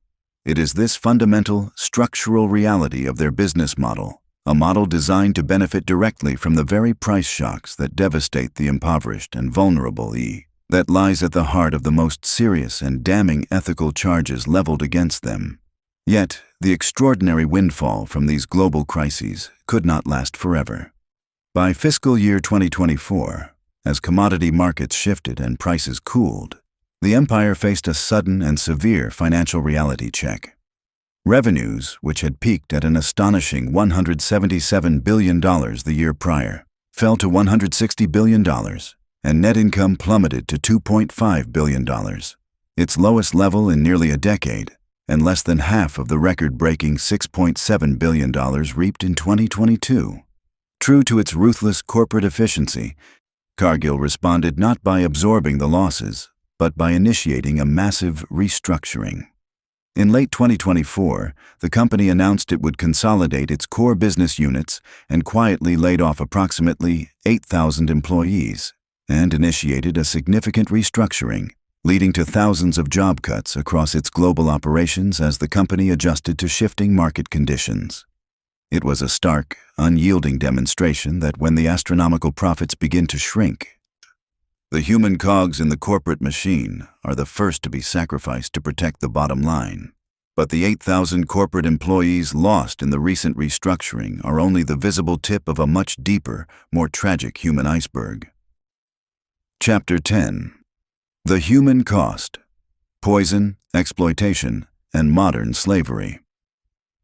If the economic consequences of Cargill's immense dominance are undeniably vast and systemic, the human cost woven into the fabric of its sprawling supply chain is shockingly personal and tragically direct. Deep within the labyrinthine, often shadowy networks that transport food from the sun-baked field to the bustling factory, a darker, deeply disturbing story of pervasive labor exploitation, egregious human rights abuses, and modern-day slavery has been unfolding, largely hidden from public view, for decades. This is a narrative that stands in brutal, stark contrast to the company's carefully cultivated, wholesome public image. While modern controversies surrounding the company often center on environmental degradation and market manipulation, the historical human cost of Cargill's sprawling empire has sometimes been shockingly direct and lethal. In 1971, Cargill sold 63,000 tons of seed grain to Iraq. Because the seed was treated with a highly toxic methylmercury-based fungicide, it was strictly intended for planting, never for human consumption. However, the shipment was distributed too late for much of the planting season. With warning labels printed in Spanish and English, languages incomprehensible to the local population, desperate farmers sold the surplus grain in public markets at rock-bottom prices. The result was a catastrophic public health disaster. Thousands of impoverished Iraqis, completely unaware of the danger, consumed the poisoned grain, leading to a horrifying outbreak of mercury poisoning that claimed at least 650 lives. It was a grim testament to the complex failures that can occur when global trade meets local logistical breakdowns and a profound lack of multilateral oversight. This historical negligence in the Middle East was a chilling foreshadowing of a modern crisis unfolding in the heart of Africa, one involving the world's most vulnerable victims. Nowhere is this dark story more horrific and profoundly tragic than in the unforgiving cocoa fields of West Africa. For years, courageous human rights organizations had been tirelessly sounding the alarm about the widespread, systemic use of child labor and even outright slavery embedded within the global cocoa industry. In 2005, this hidden tragedy was forcefully thrust into the American legal system when the International Labor Rights Fund filed a landmark, precedent-setting lawsuit against Cargill, alongside industry giants Nestlé and Archer Daniels Midland. The deeply disturbing suit was filed on behalf of 6 Malian men who, as defenseless children, had been trafficked across the border into the Ivory Coast and then brutally sold to unscrupulous cocoa plantation owners. Their harrowing testimony, meticulously documented in court filings, painted an excruciatingly vivid and horrifying picture of life as a slave. They recounted being forcibly compelled to work from dawn until dusk under the scorching sun, clearing dense fields and harvesting sharp cocoa pods with dangerously oversized machetes. They were meagerly fed scraps of food, while locked in crude sheds at night to brutally prevent any attempt at escape, and subjected to savage, relentless beatings with fists, belts, and whips if they dared to work too slowly or even attempted to flee their captors. One plaintiff chillingly described witnessing other children who attempted to escape being beaten so severely that they were then forced to drink urine as a further act of degradation and punishment. It was a searing portrait of human degradation in its most extreme and dehumanizing form, all to produce the fundamental raw ingredient for the world's favorite treat. For nearly 2 agonizing decades, Cargill and the other defendants relentlessly fought the lawsuit, deploying every legal tool and resource at their vast disposal. Their central argument was a highly technical one, a legalistic shield. They claimed they did not own the thousands of small, family-run plantations from which they purchased their cocoa beans, and therefore, they argued, they could not be held legally responsible for the abhorrent labor practices that occurred on them. They were merely purchasers of a commodity, they claimed, not the direct perpetrators of the abuse.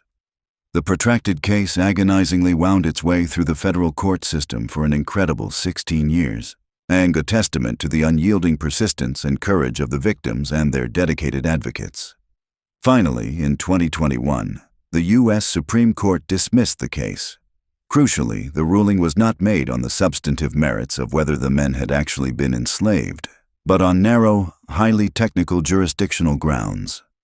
The justices ruled that the companies could not be sued in the United States for conduct that had occurred entirely overseas. It was, unequivocally, a resounding legal victory for Cargill, but a profound and deeply unsettling moral defeat.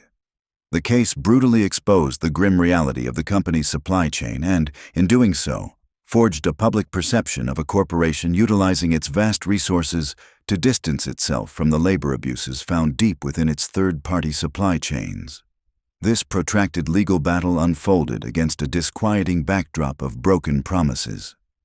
Back in 2001, under the looming threat of a damaging consumer boycott, Cargill and other major players in the global chocolate industry had signed the Harkin-Engel Protocol, a voluntary agreement in which they solemnly pledged to eradicate the worst forms of child labor from their West African supply chains by the ambitious deadline of 2005. The deadline, however, came and went, unmet and unfulfilled. It was subsequently pushed back repeatedly to 2008, then 2010, then 2020. Today, more than 2 full decades later, a stark U.S. Department of Labor report estimates that over 1.5 million children are still toiling in the cocoa fields of the Ivory Coast and Ghana, enduring the same abuses the protocol was meant to erase. The voluntary industry-led approach has been widely and emphatically decried as a catastrophic failure. a cynical public relations exercise that merely provided a convenient veneer of concern, while the abusive status quo tragically continued unabated. While the company fought these charges in distant courts, the same pattern of putting production before people was quietly playing out much closer to home. The pervasive problem of labor exploitation, chillingly, was not confined to distant shores. Within the borders of the United States and Canada, Cargill has faced a persistent stream of criticism for its treatment of workers in its massive, often notorious, meatpacking plants. The company has a long and well-documented history of taking an aggressive, unyielding anti-union stance, and its workers have frequently complained of grueling, dangerous, and often exploitative working conditions that push them to their physical limits. The COVID-19 pandemic, arriving with brutal suddenness, threw these already dire conditions into the harshest, as most unforgiving possible light. As the virus swept relentlessly across the globe in 2020, meatpacking plants, with their cold, damp air, close quarters, and crowded, dangerously fast-paced production lines, became notorious major hotspots for infection. In April of that year, Cargill's sprawling facility in High River, Alberta, tragically became the site of one of the largest single workplace outbreaks in all of North America. The virus tore ferociously through the plant, which employs over 2,000 workers, a significant portion of whom are recent immigrants and vulnerable temporary foreign workers, often with limited legal recourse or voice. Nearly 1,000 employees, almost half the entire workforce, eventually tested positive. 3 precious lives connected to the plant were lost, including 2 dedicated workers. In sworn testimony and poignant interviews with journalists, surviving workers vividly described a pervasive culture of fear that permeated every corner of the facility. They alleged that the company was excruciatingly slow to provide adequate personal protective equipment, that they were relentlessly pressured to continue working in crowded, shoulder-to-shoulder conditions even as their colleagues visibly fell ill around them, and that managers initially instructed them to keep coming to work even if they developed symptoms, placing profits over people. They felt, in the poignant words of one union leader, that they were being treated as entirely expendable, their safety and their very lives callously sacrificed merely to keep the beef supply chain moving without interruption. But the dangers emanating from Cargill's vast meat empire have extended beyond the factory floor and directly onto the consumer's plate. In 2024, the company's carefully curated image of wholesome food production cracked further. While Cargill heavily marketed its beef products to health-conscious consumers under the premium label "raised without antibiotics," federal inspectors from the USDA uncovered a far more disturbing reality. The company was covertly administering human-grade antibiotics to its cattle. This was not merely a flagrant breach of truth in advertising, it was a direct threat to global public health, as investigative journalists revealed, by pumping livestock with human-use antibiotics.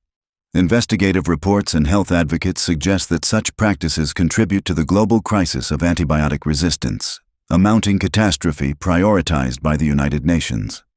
Once again, the relentless pursuit of agricultural efficiency and premium pricing seemed to take precedence over fundamental human safety and corporate transparency. These disparate yet deeply interconnected stories of the enslaved child toiling on a cocoa farm in West Africa, of the elaborate tax evasion scheme in Argentina draining a nation's resources, of the terrified worker on a meatpacking line in Alberta battling a deadly virus, all weave together into a single, profoundly troubling tapestry. They paint an undeniable picture of a corporate culture that systematically externalizes its true costs, shifting the burden from its balance sheets onto others. The environmental price is ruthlessly paid by the planet's irreplaceable forests and its increasingly destabilized climate. The economic price is borne by struggling farmers and unsuspecting consumers trapped within a market often designed to be rigged against them. And the most egregious cost, the human price, is paid in blood and suffering by the most vulnerable people in its vast, intricate supply chain. For the Cargill MacMillan family, insulated by layers of professional management, generations of accumulated wealth, and a deliberate veil of secrecy, these remain, tragically, distant and abstract problems. Yet, They are the dark, bitter, and undeniable truths hidden beneath the gleaming surface of the silent, invisible, and fantastically profitable empire they command.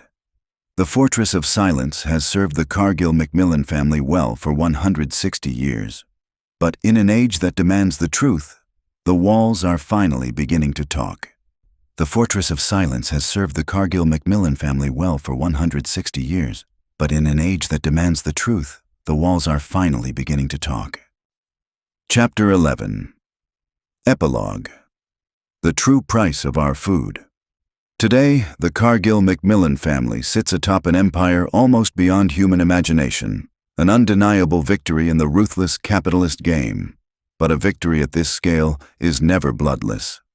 Behind the billions of dollars lies a balance sheet that no accountant can ever fully calculate. But their legacy, increasingly, is not one of admiration. It is one of profound suspicion. Their greatest weapon, their meticulously guarded secrecy, has paradoxically become their greatest burden. In an age that increasingly demands transparency and accountability, their invisibility is no longer a virtue to be admired, but rather a calculated strategy employed to deftly avoid responsibility. It is, by design, a ruthless business model where gargantuan profits are meticulously privatized and hoarded, while the true, devastating costs in flattened rainforests, a destabilized global climate, debt-ridden farmers driven to despair, and brutally exploited workers are cynically socialized, borne by society and the planet. Their undeniable success in constructing the world's most efficient, streamlined food system has simultaneously cast a dark, ever-lengthening shadow that stretches from the smoldering, deforested Amazon to the tragically exploited cocoa farms of Côte d'Ivoire. This is not just a story of a business. It is the story of our world and the food that keeps us alive. So, the next time you sit down to dinner, take a moment to truly think about the invisible, omnipresent system that painstakingly brought it to you. Think about the powerful, silent family in Minnesota who are everywhere and nowhere all at once. And then, deeply, ask yourself, what is the real, unvarnished cost of our food? Who truly profits, and who ultimately pays the unbearable price? And in a world increasingly ruled by an invisible empire, what does it truly, ethically mean to be fed?